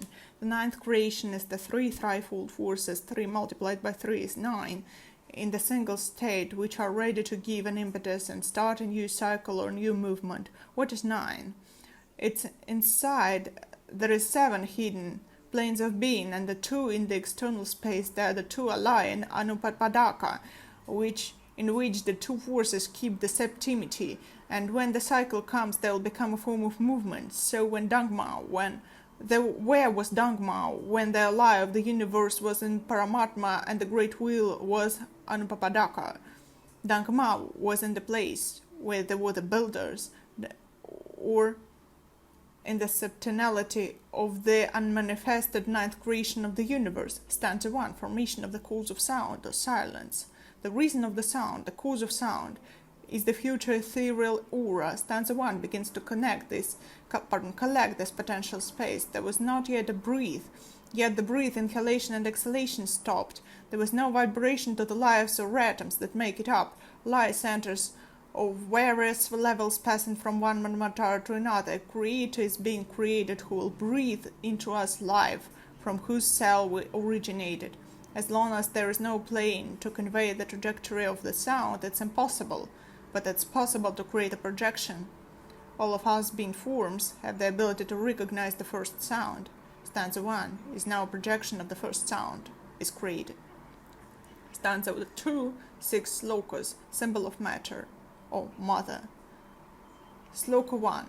The correspondence of the period of the end of completion and the beginning of manifestation, the completion of pralaya, corresponds to the beginning of Manvantara. This is the simultaneous movement of the 2 periods. Stanzas 2 and 3 are the description of the 6th and 7th period of completion of pralaya and the 2nd and 3rd periods of the beginning of Manvantara. Dawn stayed before differentiation. Manvantara, the simultaneous action of 2 forces of completion at the beginning of new cycle, pralaya and Manvantara.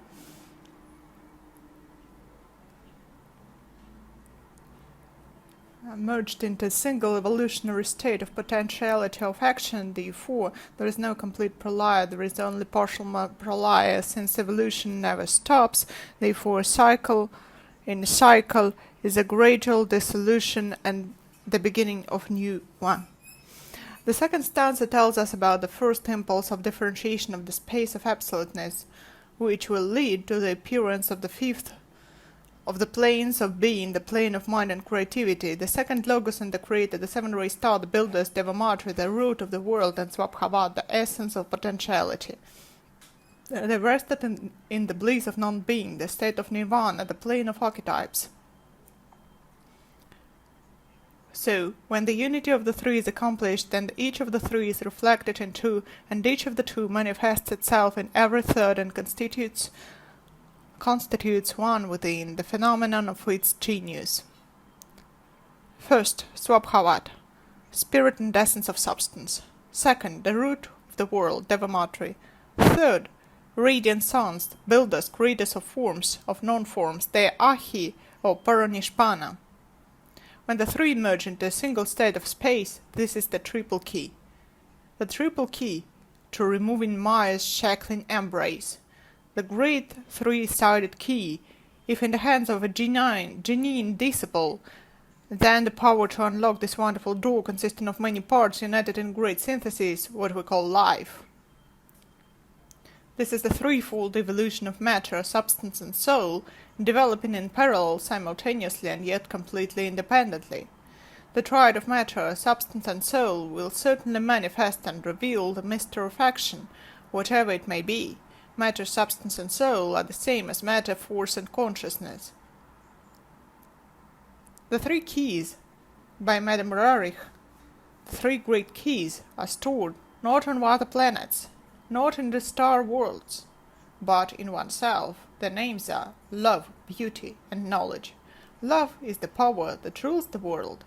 Everything that is done for its sake has the power of the universal law. It should acquire transparency, like a ray of penetration, become a light and all-pervading as a white ray, which cannot be measured since it's essentially transparent light. The names of these are love, or Svabhavat, beauty, or the root of world, Devamatri, and knowledge, or the builders. For a while they rested in the depth of non-existence, but a cycle will come when they begin to manifest, and it depends on a person to preserve the transparency of each of them. Stanza 2, Sloka 2. Infinity cannot be related to the limited and conditional. It does not know itself because there has not yet been a consciousness or an object that could divide.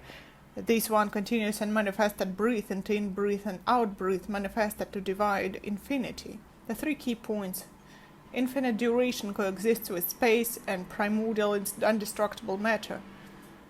Second, single eternal element, space beyond dimensions. Third, the incessant movement in the breath of a single element, absolute movement. Breathing never stops, even during the eternities of pralaya. The first has its own reflection or connection and merges with 2 and 3. The second merges into 1 and 3, and the third merges into 1 and 2. All three are one. In future combination potentially creating new forms of the non-form, all substances of new elements are consequences of numerous variants of interaction or combination of these new elements. Where was silence? Where were the ears to sense it? No, there was neither silence nor sound. Since the seventh period of completion of pralaya has come, which has absorbed all sounds that they have dissolved or died, can no longer be heard. When your whole personality is defeated and thrown at the feet of the teacher, then the disciple merges with the one, identifies with the one, and abides in it. Your voice merges with the voice of the teacher, and the voice of silence begins to sound. Then the truth itself shines in silence. Stanza 2, Sloka 3. It is this ideal or abstract triangle that is the point of the mundane egg, which after the maturation period comes out of the egg at the third stage, forming a real triangle. The third sloka corresponds to potential third stage of appearance, exit from the point of triangle. First logos, potentiality and disclosed reason. Second logos is still hidden, a hidden thought. The third logos is demiurge, active will, becomes cause at the lower level. Eternal darkness is Parabrahman. Even the logos can only simulate Prakriti, but is unable to look behind this curtain. Circle level, black surface. The dot in it is potentially white. At this point, it's the first connection available to our mind with the invisible logos. So the three key points, dot or germ, surface and Matripadma.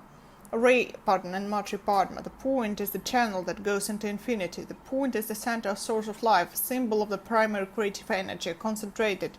It can be reflected by something immaterial. A whole symbolism of the point is an extremely compressed energy, is extremely close to modern physical and astronomical theories about origin of the universe. From any phenomenon begins with a point. It underlies all dimensions, generates a line in its development, serves as the center and support of the cross and circle.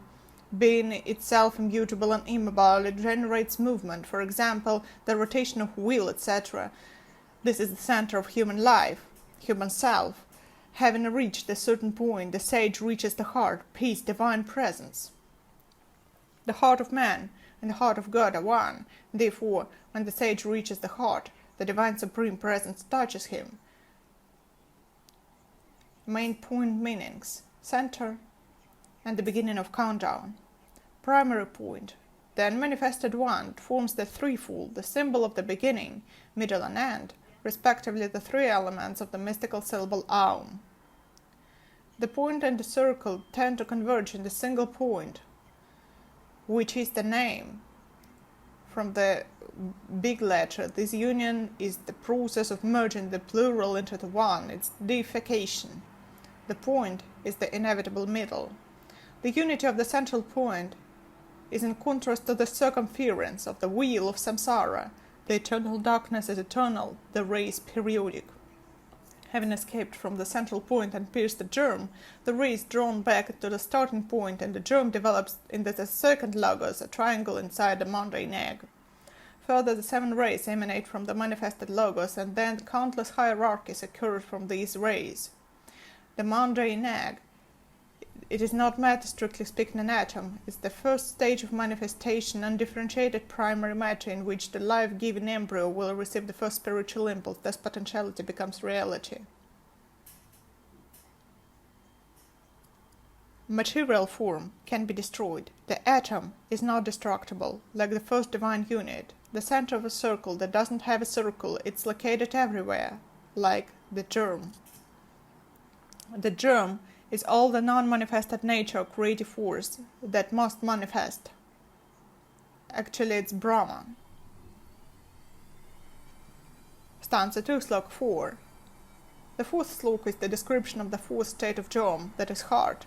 The fourth is the aura of the universe. Its light is the purest, because the first is the first subtonality of light. It's perfect and incredibly beautiful in its purity. It's an unearthly beauty. There is no admixture of light reflection. That is a denser shade of color. Therefore, the aura appears white or colorless. But in this first subtonality, there is absolutely pure first basis of the 7 primary colors. The aura of the universe in this period has perfect primary colors, and only then their correlation will give many shades and combinations of different basic tones of the first 7. So, the first triad, the second quadrilateral Pythagorean number, the third perfect square, the fourth hexagonal cube of the ground. This is the first trajectory of movement of light expressed by the geometry of rays in space when the root cause appears from the causeless cause, which corresponds to the Immaculate Conception. When the heart opens, only then knowledge, as the absolute existence of the Supreme Truth, can be recognized by the higher ego, which leads to the liberation of Maya, and then the astral light ceases to be seducer as the limited feelings of a person disappear, and then the astral light shines with its pristine purity of the first 7-fold. The heart of Matri Padma is not yet opened, because a single 7-fold ray had not penetrated into the germ, but when the ray pierces the germ will bring down the power of creative power or 7-fold, life-giving force into the lap of Maya. Stanza 2, Sloka 5. What connects the state of a person's consciousness or his expression of thought with the radiation of light? These are human eyes. It's known that the color of a person's eyes does not change in all incarnations. The color of the eyes, namely the shade of iris of the person, determines his character. An organ that has the ability to perceive electromagnetic radiation in the light wavelength range provides the function of vision. There's a retina inside the eye. It's on that the image is projected on. As a film and camera, it consists of photoreceptors and nerve cells. The data received by the retina is transmitted via the optic nerve to the brain, where the picture we see already being formed. The fabric of light is like the retina of eye, capable of radiating and seeing at the same time. The structure of human retina. The retina of human adult has a diameter of 22 millimeters and covers 72% of the area of the inner surface of the eyeball. 22 is 4 in sum, form of internal state. 7 plus 2 is 9, spiritualization of form. 7 multiplied by 2 is 14, 2 septenaries. First, a full circle connecting the inner and outer, 14 or 5. 5 pentagram, symbol of man. 5th principle, the highest manners or mind, or reasonable person. The retina of eyes is the expression of Homo sapiens, reasonable person, radiating and having the ability to see at the same time. which corresponds to the state of space of the fabric of light of the universe, the retina becomes iridescent. In the central part of the spot of the area of foci, the cones have minimal dimensions and are mosaically arranged in the form of compact hexagonal structures. Hexagonal structure is tetragrammaton symbols, heart symbol. The sun is the heart of the system, and the human heart is also the sun of the body. The septenation, diminution of the radiant nature, the 7 inside, 7 outside, at the same time manifest, and logos and movement appears. Atma is concentrated in body, but embodied only in manas, and they are spirit, soul, and body of the universe.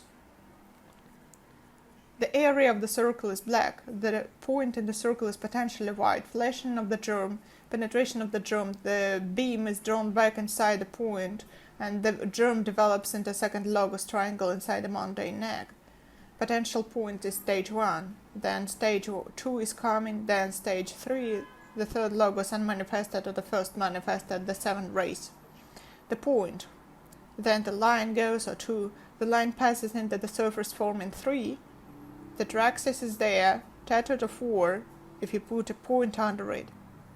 A square becomes a cube. The surface of a cube consists of 6 squares, and the unfolded cube forms a cross in which the vertical line includes 4 squares and the horizontal one includes 3, as the result of which 6 faces give us the number 7, 7 principles or 7 Pythagorean properties of man. In other words, the logos becomes tetragrammaton, triangle, or triple turns into 4. Vertical 4 intersected with horizontal 3. The 6 cube forms 7, or the expanded cube, or the 7 principles. Now, let's go to the variations of the great formula 3 full into 4.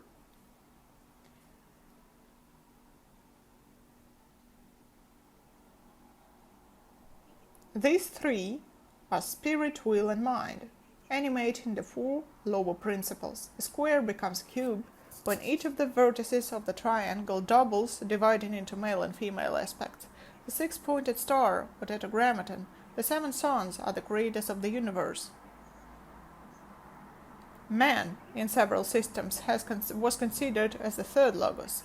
The third logos is the demiurge, the creator of logos, Mahat or mind, the builder, the divine force that built the universe.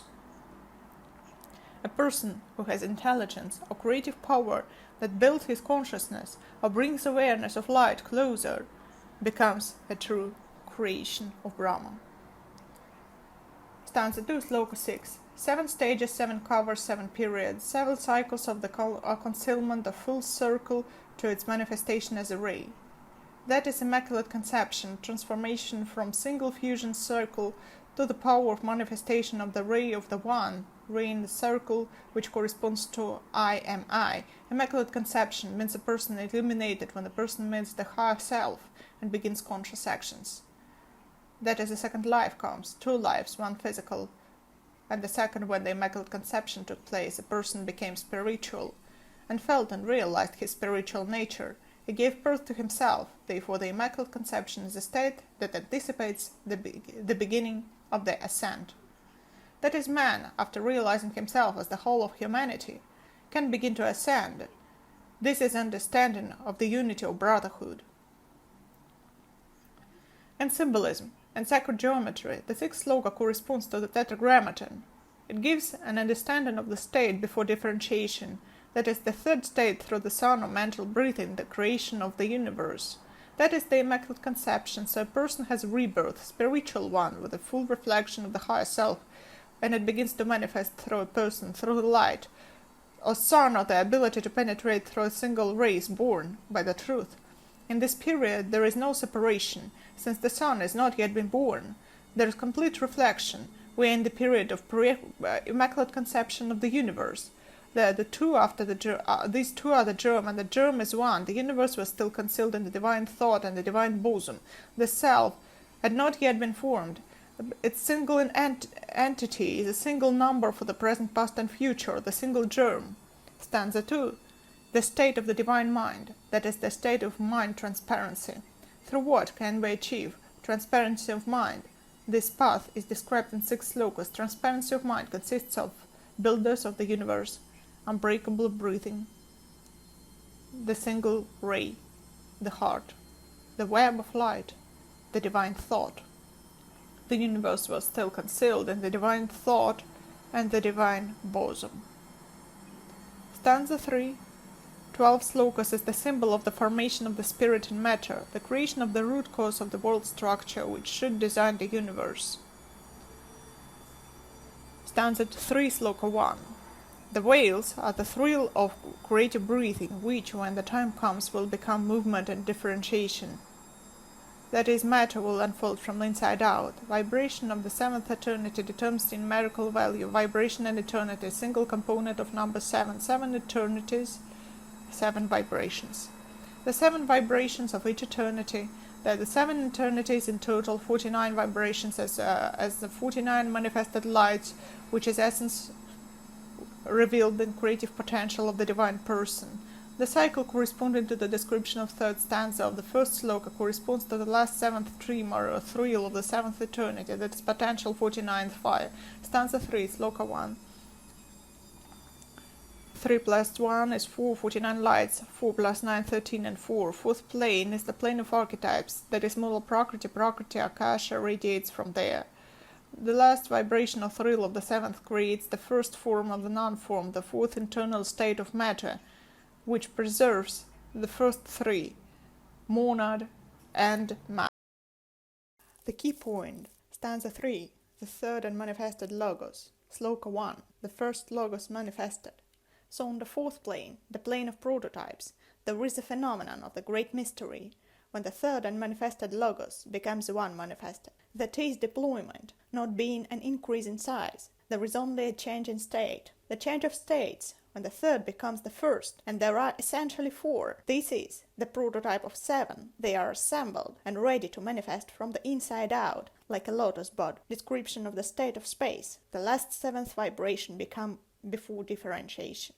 Stanza 3, sloka 1, the key point. The Kalachakra's wing was not divided, so it possessed its impetuosity, transmitting unity to all Manvantaras. The key point, stanza 3, sloka 2, the inner formation of the carrier or basis of time, its inner essence, manas, which is a condition, will become the appearance of time. Then, when the time comes, the key point, what has the power of propagation is the last or final one before the start of the new action or cycle, the power of the vibration of darkness, or the breath of the spirit, which rose above the slumbering waters of life, touched in this swift movement the entire universe and the germ that dwelt in it. From this moment, another process begins.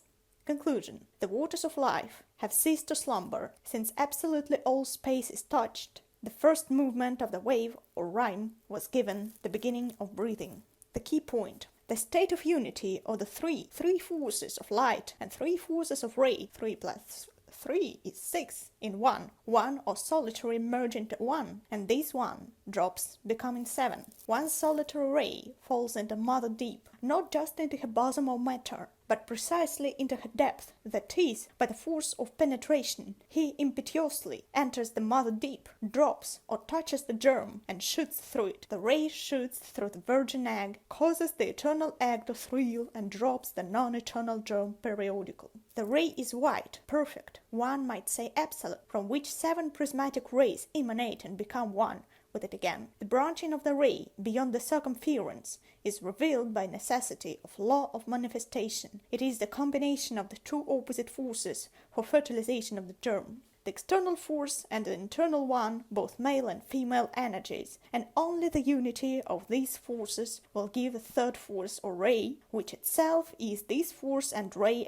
of simultaneous fusion. With further differentiation, it condenses into a world egg, which is sevenfold like the world. Conclusion. Darkness radiates light, self-fertilization, and light drops one solitary ray into the waters, into the mother deep, resurrection. The ray shoots through the virgin egg, creation. The ray causes the eternal egg to thrill, destruction, and drops the non-eternal periodical germ, which condenses into the world egg, regeneration. Stanza 3, Sloka 4. The radiant nature is an ethereal substance, a spark of the mind. It's accumulating to manifest the first ray from the atom. 14 joules of the golden egg. 7 plus 7 is 14. 7 inside, 7 outside an egg. 14 joules. 14, 5, minus 5, the symbol of manas. The mind preserved in the golden egg. 7 inside, the solar inside. 7 outside, the lunar outside, the form of mind. 7-ray star. The key point. The occult goal is to preserve the mind. The form of occult goals is explained in the fourth initiation. 3 into 4, or into the form of the fourth initiation. The fourth initiation is the crucifixion, the symbol of the cross. The student has mastered everything that the 3 worlds of experiment, experience, and expression could give him, and now free he is. The key point. The 3 stages of astral light, the 3 worlds of experiment either, is the 7th principle of astral light 3 degrees above radiant matter. Atom, the 7th principle of molecule, 7 inside, 7 outside, 7 principles of the unmanifested plane, 7 principles of the manifested plane, as above so below. At the 4th initiation, the construction of the Antakarana, the bridge connecting the personality, the soul and the monad, is completed. After the completion of the Antakarana, the causal body burns and the soul merges with the monad. The soul is on its own plane of existence. The key point. The radiant egg, which is the threefold in itself, collapses, spreading its milky white clots in the depth of the mother. It has this ability to collapse and spread as the depth of the mother of the heart has opened. And it becomes septenary because the mother has cast it, like 3 into 4, into the bowels of Maya. Conclusion. The 7 paths to bliss and the great causes of suffering take shape in the radiant nature, manifest internally and externally. Stanza 3, Sloka 5.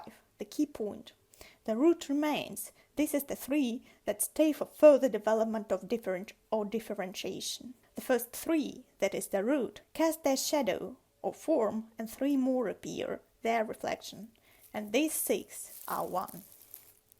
The light remains. This is a quaternary of 4, which has yet been created from the 3 and connected them at the midpoint, which is 4, the center of the 6-pointed star.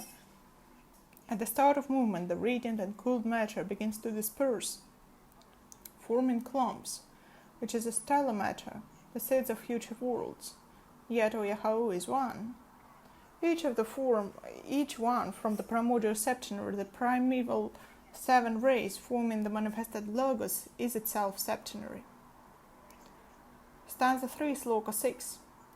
The darkness disappeared in the body of fire and water, father and mother. The darkness disappeared when the impulse of the ray of creator united spirit and matter in the nature in the body of water and fire. The body of fire is the spirit, the body of water is matter. 9 and 9. A 9 is a key symbol, and the number corresponding to stanza 3, Sloka 6. 3 plus 6 is 9. It's the impulse. It's not mechanical, but purely spiritual, nervous impulse. The ocean of space received a spiritual impulse, and it became radiant light. Darkness vanished in the creation of the rays of the One. The body space of the entire nervous system of the universe began to function. The processing and exchange of information of each organ fillings in this single body began. This exchange became an exchange of various internal light streams. By transfiguration, transformation, and multiplicity of light illuminated the entire space. Darkness vanished because the movement of life began. During this period of evolution, the nervous system of the universe is being created, a cumulative integral morphological and functional system that will allow, as an integrative system, to link the future regulatory systems of the universe into one whole. The spiritual immunity of the universe was created. Stanza 3, Sloka 7. The 7th sloka corresponds to the 7th veil. It frees the creative forces for unhindered movement. And this is the path of shining light. Those who can follow the path will be able to become creators or builders of the universe. This is the last test. That is the union of 6 and 1. This is the union of 10 or 9 and 1, which is the essence has 7. The last is always the most difficult. This is power of advancement, the beginning of movement. There is someone who can overcome the last test according to Dzyan stanza. This is Lan or disciple.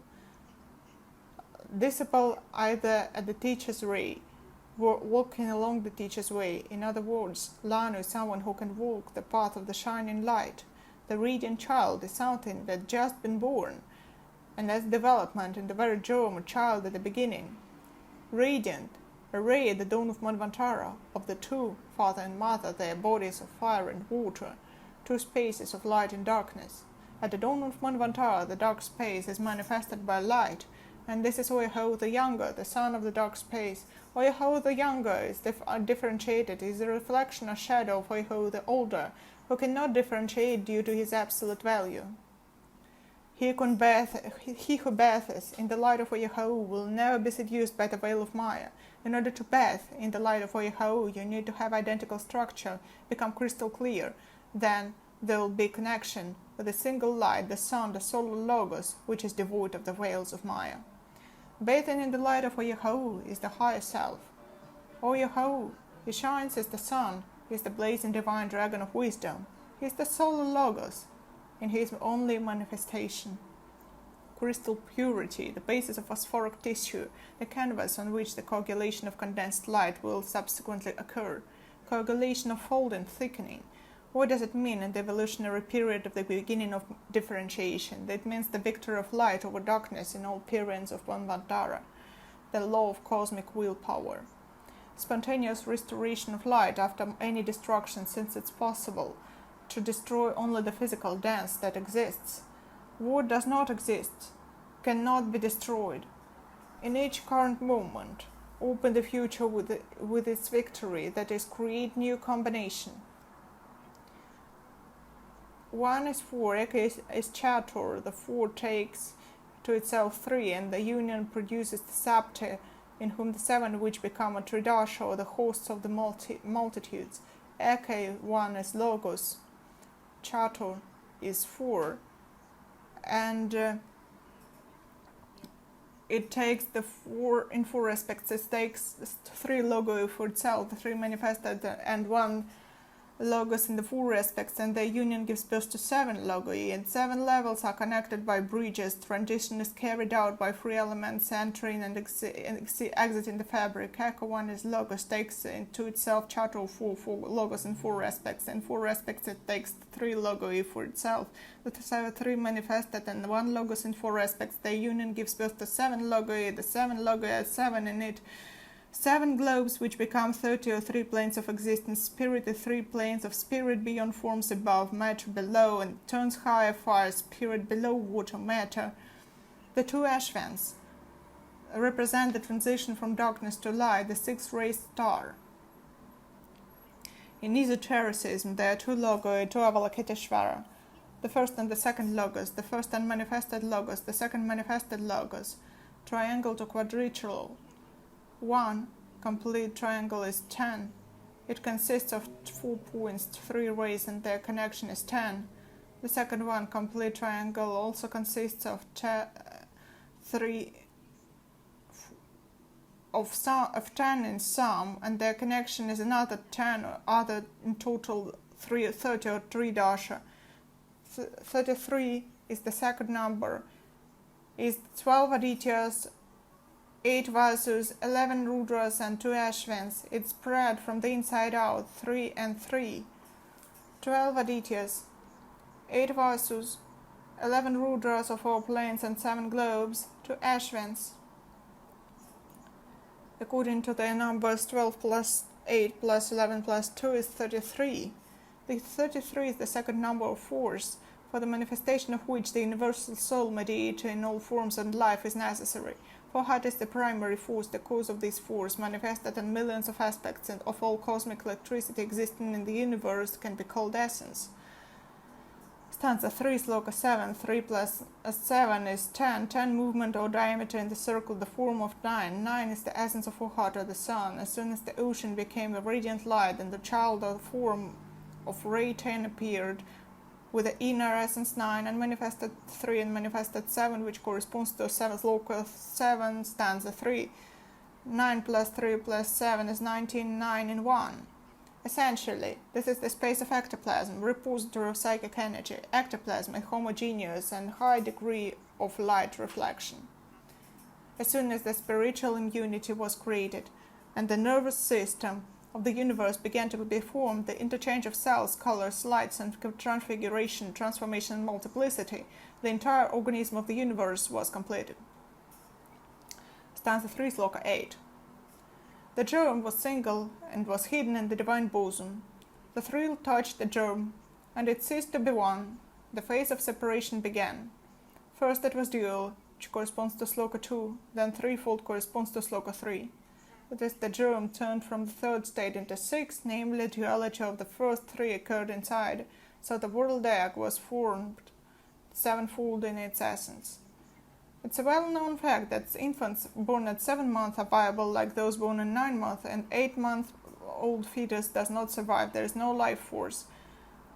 Some believe that an 8-month-old fetus does not suffer and therefore doesn't survive. Stanza 3, Sloka 8 is a state of space of light that has begun to shine, and in its radiance there is complete absence of suffering, since there is no reason for it. The darkness bowed before the light and in its preservation. This is the reason of future victory of all planes of existence, the victory of light over darkness, as there is at the very beginning that the universal evolution darkness became equal to light. Darkness became equal to light when it completely preserved it, and it was the evolutionary necessity for its preservation. The darkness bowed before light. At the very beginning of the evolution of the universe, darkness became equal to light. In this moment, light marked the victory at all planes of existence. The victory of light over darkness, its evolutionary step of the structure of the universe, step 8. The darkness was in the light for the reason of its appearance, and the spirit of the flame was in the moment. Sloka 8, completion of 7th sector before the 8th step, the appearance of man who will upset the balance scales with the appearance of suffering.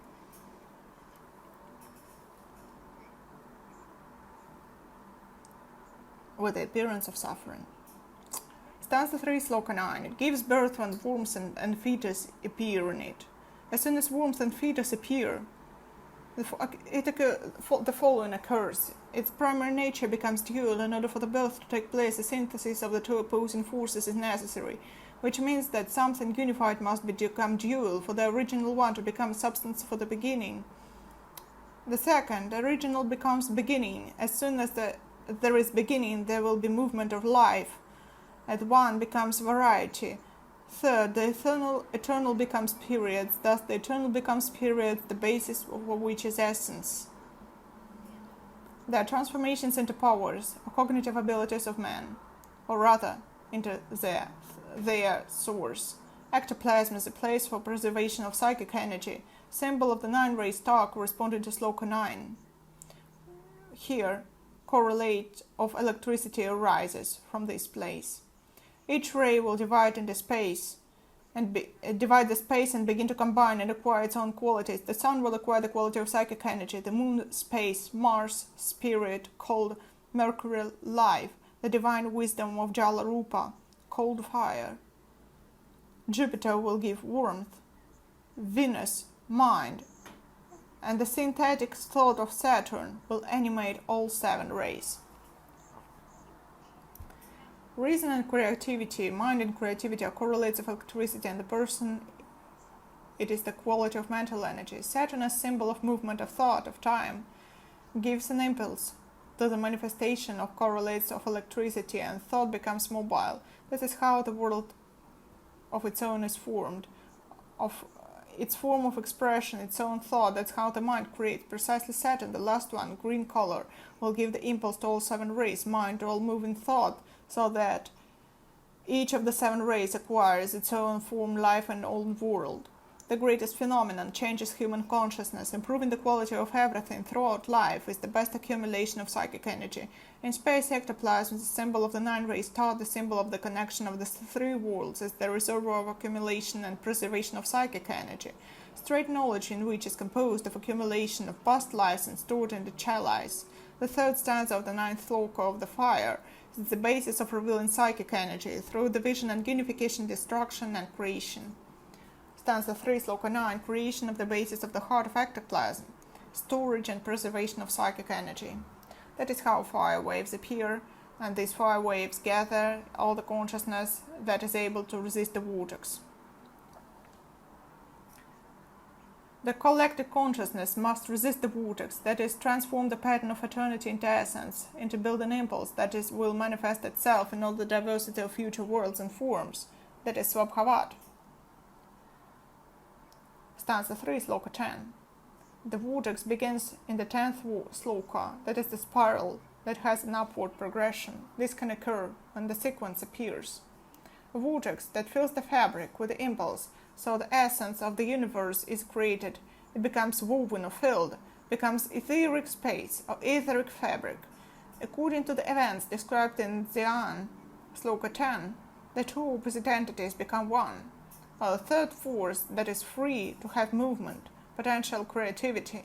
The potential phenomena of creativity are the building impulse. The building impulse is the action of Father-Mother spinning the fabric. It begins to change the rhythm and properties of the boundless creativity of psychic energy.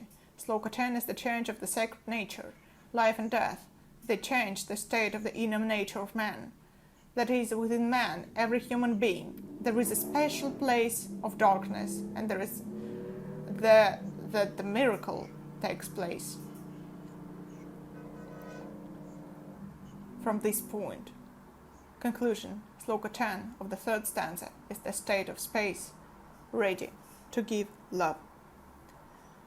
Stanza 3, Sloka 11.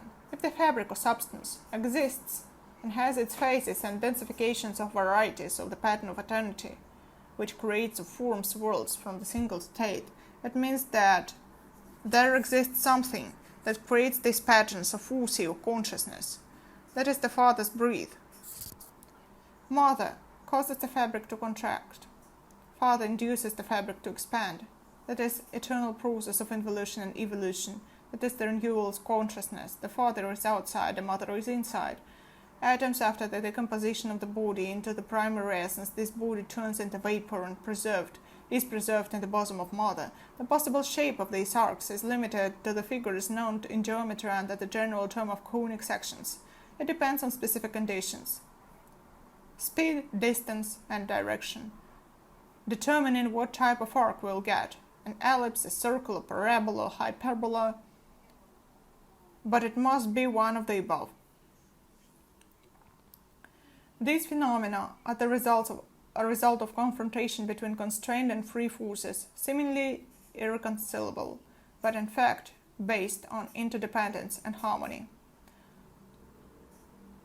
Hohat, having collected several clumps of cosmic matter, nebulae, and given to it an impulse, sets in motion again, and having developed the necessary warmth, allows it to follow the new growth. Combination of spirit and matter creates atoms in their pulsation. The human heart also pulsates, contracting and expanding. That is the fabric, the plastic essence of and spirit of matter. The pulsation comes from the interaction of internal and external.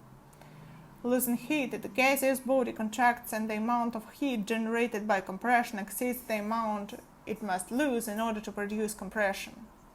During contraction, the external fire turns into internal fire, which is the heat that exceeds the amount of heat that must be lost in order to produce compression, or during pulsation, contraction, and cooling. Fohat transforms the inner fire into heat, independent for the propagation for its new growth, which is life. Then the suns separate and scatter in order to return to the bosom of Mother at the end of the great day, in order to reconnect with her. The acting force remains the solemn solitude and can perceive only itself, or the inner merges with the outer. And this is the focus, the center.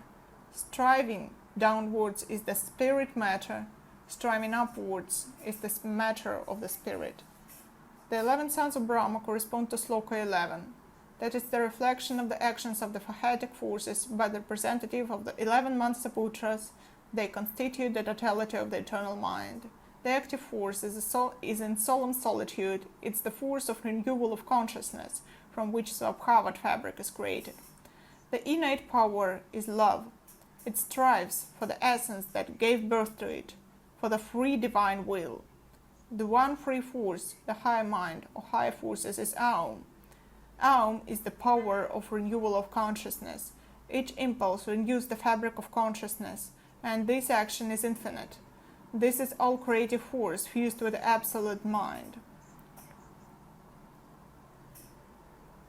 Stanza 3, Sloka 12. And the seven appeared with brilliant light, absolutely pure and inviolable, which permeated all the planes of being, from the unmanifested to the future manifested ones, thereby giving the power of victory over darkness. Previous events are the following. There was purification. The place where the universe will be created was filled with the waters of life. This matter became a common universal mind. Then there was power to fill this place. The power is Svabhavat, who brought into the universal eternal pattern a construction impetus, this foundation, so that mind could resist the vortex movement of light which creates the web. This web was widespread when the two changed the universal pattern with their breath into many combinations and correlations, and the number of these patterns was unlimited. The matter cooled down from the fiery state and gave the sons the opportunity to manifest. By the time of the events in the 12th sloka, a great purification took place, filling the mother with the purest crystal waters. Warmth appeared, Svabhavat gave a construction impetus to the foundation, its body. The base was filled with a web or foundation, so the sons of rays could spread this web and change the pattern of the future individual worlds. The acting force is Fohat. He is the law itself, the legislator, the acting force of this law, and the executor. But there is something that's above the acting force of Fohat. There is Svabhavat. So he sends something to act like the law. Svabhavat, father, mother, sends Fohat, that is the sun. Fohat, the sun, becomes the universe. Atoms are the part of the universe. Fohat makes atoms solid. By giving them energy, it scatters atoms, which is the original matter. He scatters himself, scattering matter into atoms. Svabhavat spins web through the construction impetus, through its own body. Fohat scatters itself, scattering matter into atoms. The body of the universe is created from the body of Svabhavat and the creative force of Fohat, which transmits the creative potential of matter, spiritualizing it. Thanks to Fohat, the ideas of the universal mind are imprinted on matter. These are the root cause of the world structure which designed the universe, interactions of being and non-being, formation of inorganic being and becoming beyond physical and chemical laws, universal consciousness, awareness, knowledge, the universal soul, totality of thought, will and feeling, absolute wisdom, the intelligent root cause of the world, the mind that designed the universe. How does Fohat imprint these ideas on the mother? Through electricity. Fohat is the guide of law.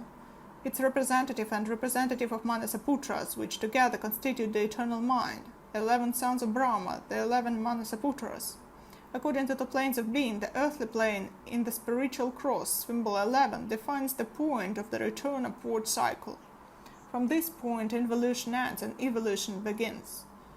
Fohat can solidify atoms as a representative of the laws of aggregates of the eternal mind, that is, spiritualized matter and materialized spirit, as a representative of Manasaputras, 11 sons of Brahma, can incarnate in the ego. In 12 solid atoms of worlds, the 12 reflections of the self-existent Lord are the 12 nidanas of the Kalachakra hierophants.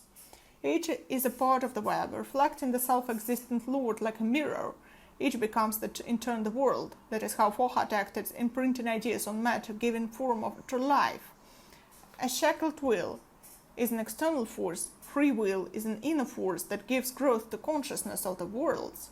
Any growth depends on inner force, power, because at our level only this power is capable of acting consciousness. Symbolically, 14 mana is a circle divided by perpendicular, 7 in one side, 7 in other side, respectively in combination, or in the sum. 14, 1 plus 4 is 5. 5 is the symbol of person, is the symbol of mind. 3 stanza 3, 12 slokas, 3 plus 12, 5, 15, monad 1 minus 5 together create the potential both of manas, which is ready to be manifested. Monad gives its light. Light is formed into mind, razum, The first appearance of thought of the mind is cosmos. The builders build worlds, formulate the universal thought into form. The first form or the shape is division of atom into 12 components of its nucleus, which is 3. Each of them becomes individual world as it has focus. At the center of nucleus in itself, and it's a carrier of forma. Stanza 3 consists of 12 slokas. 1 plus 2 is 3. 3 and 3 is the symbol is 6, symbol of the 6-ray star. 3 and 3 is the intersection of two triangles. Give 12 rays, 12 signs of zodiac, and each becomes the world. And each atom became a world of mind, a reflection of the divine mind, opening new growth of conscious inner force. So stanza 1, 9 slokas, the symbol of spirit, formation of the cause of sound, or silence. Stanza 2, 6 slokas, the symbol of matter, the first impetus to differentiation of space of absoluteness, the first spiritual impetus. Stanza 3, 12 slokas, the sun, descriptions of transformation of the energies of sun or the universe, the light, creation of the first root cause of the world, which shall project or design the universe. The 3 stanzas of Dzyan, the monad of cosmos. Mahat, the universal mind. The 3 unmanifested logoi, the 3 stages of the bow, the form of spirit, the creative word, the thought, spiritual immunity being born, and the basis of nervous system of the universe, the power of light that cannot be destroyed, lack of reason for suffering, the basis for the cross of life, protection from fiery waves, the space ready to give out love, creation of the focus, creation of the free will. The 3 stanzas is the creation of the new reference points and bases, which can begin the journey for life. The forces of reason, of mind, created the primal cause of the world structure, and now each of us creates the reason of our own world, and what it will be depends on each of us. Let each of us create the form of world, the very thought, and let it be beautiful. Dear friends, that is the whole journey, 3 stanzas, and the whole review. We have exceeded our limit of time, but this is the power of love, and it can forge this shield, unpermeated shield, and this thought of the stanzas of Dzyan are ready to sound, and it means that the form is imminent, and the form is human beings, because if there is the harmony of sounds, it happens when people overcome some hardships, and this form is the new starting point. These are the 3 stanzas. This is the starting point for the journey of life. Out of fire, particular energy is created. This is the conglomerate of fire that unites this form. And the symbolic language, the tool for identification appears. What are the 3 stanzas for us? It's as if trying to see ourselves on the inside. What are we composed of? 3 stanzas is the instrument for identification. With their help, we can build our own world. Dear friends, nevertheless, I'd like to give the final word to my colleagues. I'd like us to wish something good for our listeners. I'd like to give the floor to Mr. Huang. Mr. Huang, please, we give you the floor. Thank you very much about the summary from stanza 1 to 3. Thank you. It's a long drama about the structure of the word. Thank you very much. I asked in the AI today about the, what does the AI say about God? The answer is that we cannot prove the existence of God. That's why the God is in our mind. AI never know about that. Something like that, today we studied about many things. For example, universal mind, absolute mind, great mind. If we ask AI about this language, then he doesn't know either, because this is in our mind. So we studied Theosophy because Theosophy expand our mind. Thank you very much. Thank you about your explanations. Господин Хванг, огромное спасибо, что Mr. вы Huang, все эти thank you годы so были с much нами for being и with us for all уделяли these years, такое being доверие и such такую a преданность и trust, монаховне Блаватской тайной доктрине, and that этой you were devoted to Madame теории, Blavatsky, the практике. secret И doctrine, theory, and вы в practice. своих исследованиях In your всегда research, you've расчищали always истину been ума. Огромное спасибо, что вы до конца были с sticking нами. to Теперь Тач clearing this Колганов, platform of желаете mine. Thank участвовать you в so семинаре? much, Mr. Kolganov. And now, please say something for the participants of the seminar. Мы сегодня Today, прослушали we've просто listened великолепное to the представление great presentation трех станц, of the содержание трех three станц, stanzas которые сделала Евгения proposed Михайловна. by Madame Тоже великолепный Shaburnikova, доклад the Михаила great Фостера. presentation by Madame И Foster я хотел бы either. всем участникам нашего семинара I would like to пожелать thank all the participants of the seminar, дальнейшего wish you all the просветления best, первооснов бытия wish you getting и closer пробуждения в каждом to the божественной basics мудрости. Спасибо. of the being, and wish you all the best. Thank you. Дорогой Сергей Витальевич, огромное Mr. спасибо Kolganov, за то, что научную our dear, часть, thank you научную for bringing your подоплеку scientific part объединения этих into знаний вы our давали очень seminar, наглядно и ясно. uniting the Все годы вы seminar были с every нами, time. вы были на первых Today, позициях, и you've been with us, one of ваша the first благодарность из чистого speakers. сердца, которая Thank you so совершенно much бесконечна. from the depths of our Мишелина heart. Фостер, Соединенные Штаты Madam Америки, ваши Foster, пожелания the участникам United семинара. States of America, could you please say something for the participants? I think has been a beautiful seminar and wonderful information we can take to our hearts and to our minds. The one thing that I always think about is that there is only one heart, one mind in the entire cosmos. We can't see it, we can't prove it, but that is what we are. And it makes each of us is a geometric form within that one mind. And within that one heart, we are each our humanity and our spirituality. Let us keep together as one world, one heart, and one mind in the one that is the absolute that we cannot understand, but we know if it did not exist, we would not be. Bless you all. Thank you. Спасибо. Дорогие друзья, Thank с you so 20 much. по 2024 год за этих 4 From the сезона 2020 to 2024, in these 4 seasons, a group of simultaneous interpreters, there have been 20 interpreters accompanying our seminars. Thank you so much that you've managed to do it.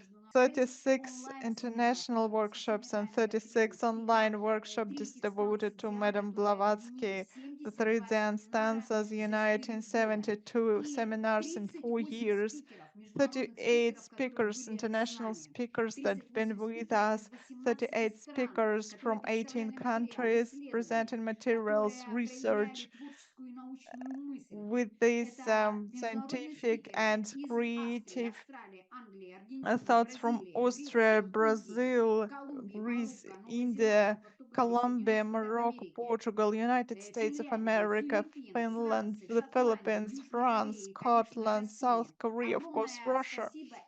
Thank you so much, and applause to every speaker that in these 4 years put his input into this. It's really valuable, incredibly valuable, forming the thoughts. Dear friends, in these 4 years, we've had over 40,000 views of seminars of the secret doctrine. It means that there are people who've been interested and who can. And now we can see that the interest towards the secret doctrine and the name of Madame Blavatsky, with all the power of thought formation that today can sound, if it's ready to sound, with the stanzas systematically combined, it means that it will always be beautiful. Each of us, let the God that cannot be understood with mind, but let you think that each of us is the manifestation of this beautiful form. Dear friends, every end is the new beginning of the new cycle, the state of love with a light that is eternal and boundless. Let today's seminar that we're ending form the final system and the basis for this thread, forming these wings that will let everyone fly. Let each of you become the guide of the thought. Thank you so much to the interpreters, Alexander Bobko and Ksenia Persova. Thank you for translating all the volume. Thank you so much. Those who are with us as technical support with visualization of our materials, they were helping with the content, they were helping with the commentaries and all the School of Theosophy. They are arranging the actions, activity. Thank you so much. Alexander Kuleshov, Alexander Blezhnev, Maxim Yedgorov, Yuri Butin, and many, many others, many members of the School of Theosophy that every day are working to form the great thought in the action of today. Thank you so much. I'm not saying goodbye. We're always in touch, ready to answer all your questions, be with you, and this way is without end, as well as understanding the stanzas of the secret doctrine of Madame Blavatsky, which you light and love.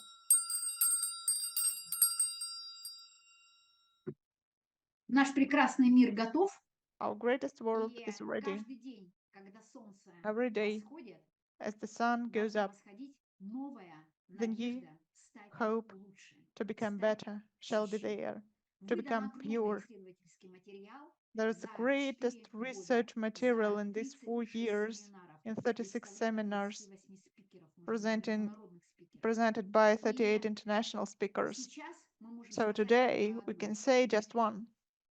Madame Blavatsky and her secret doctrine is the fundamental system of the highest spiritual flight of thought of the whole universe of each of you. Thank you. Keep in touch. Wish you all the best.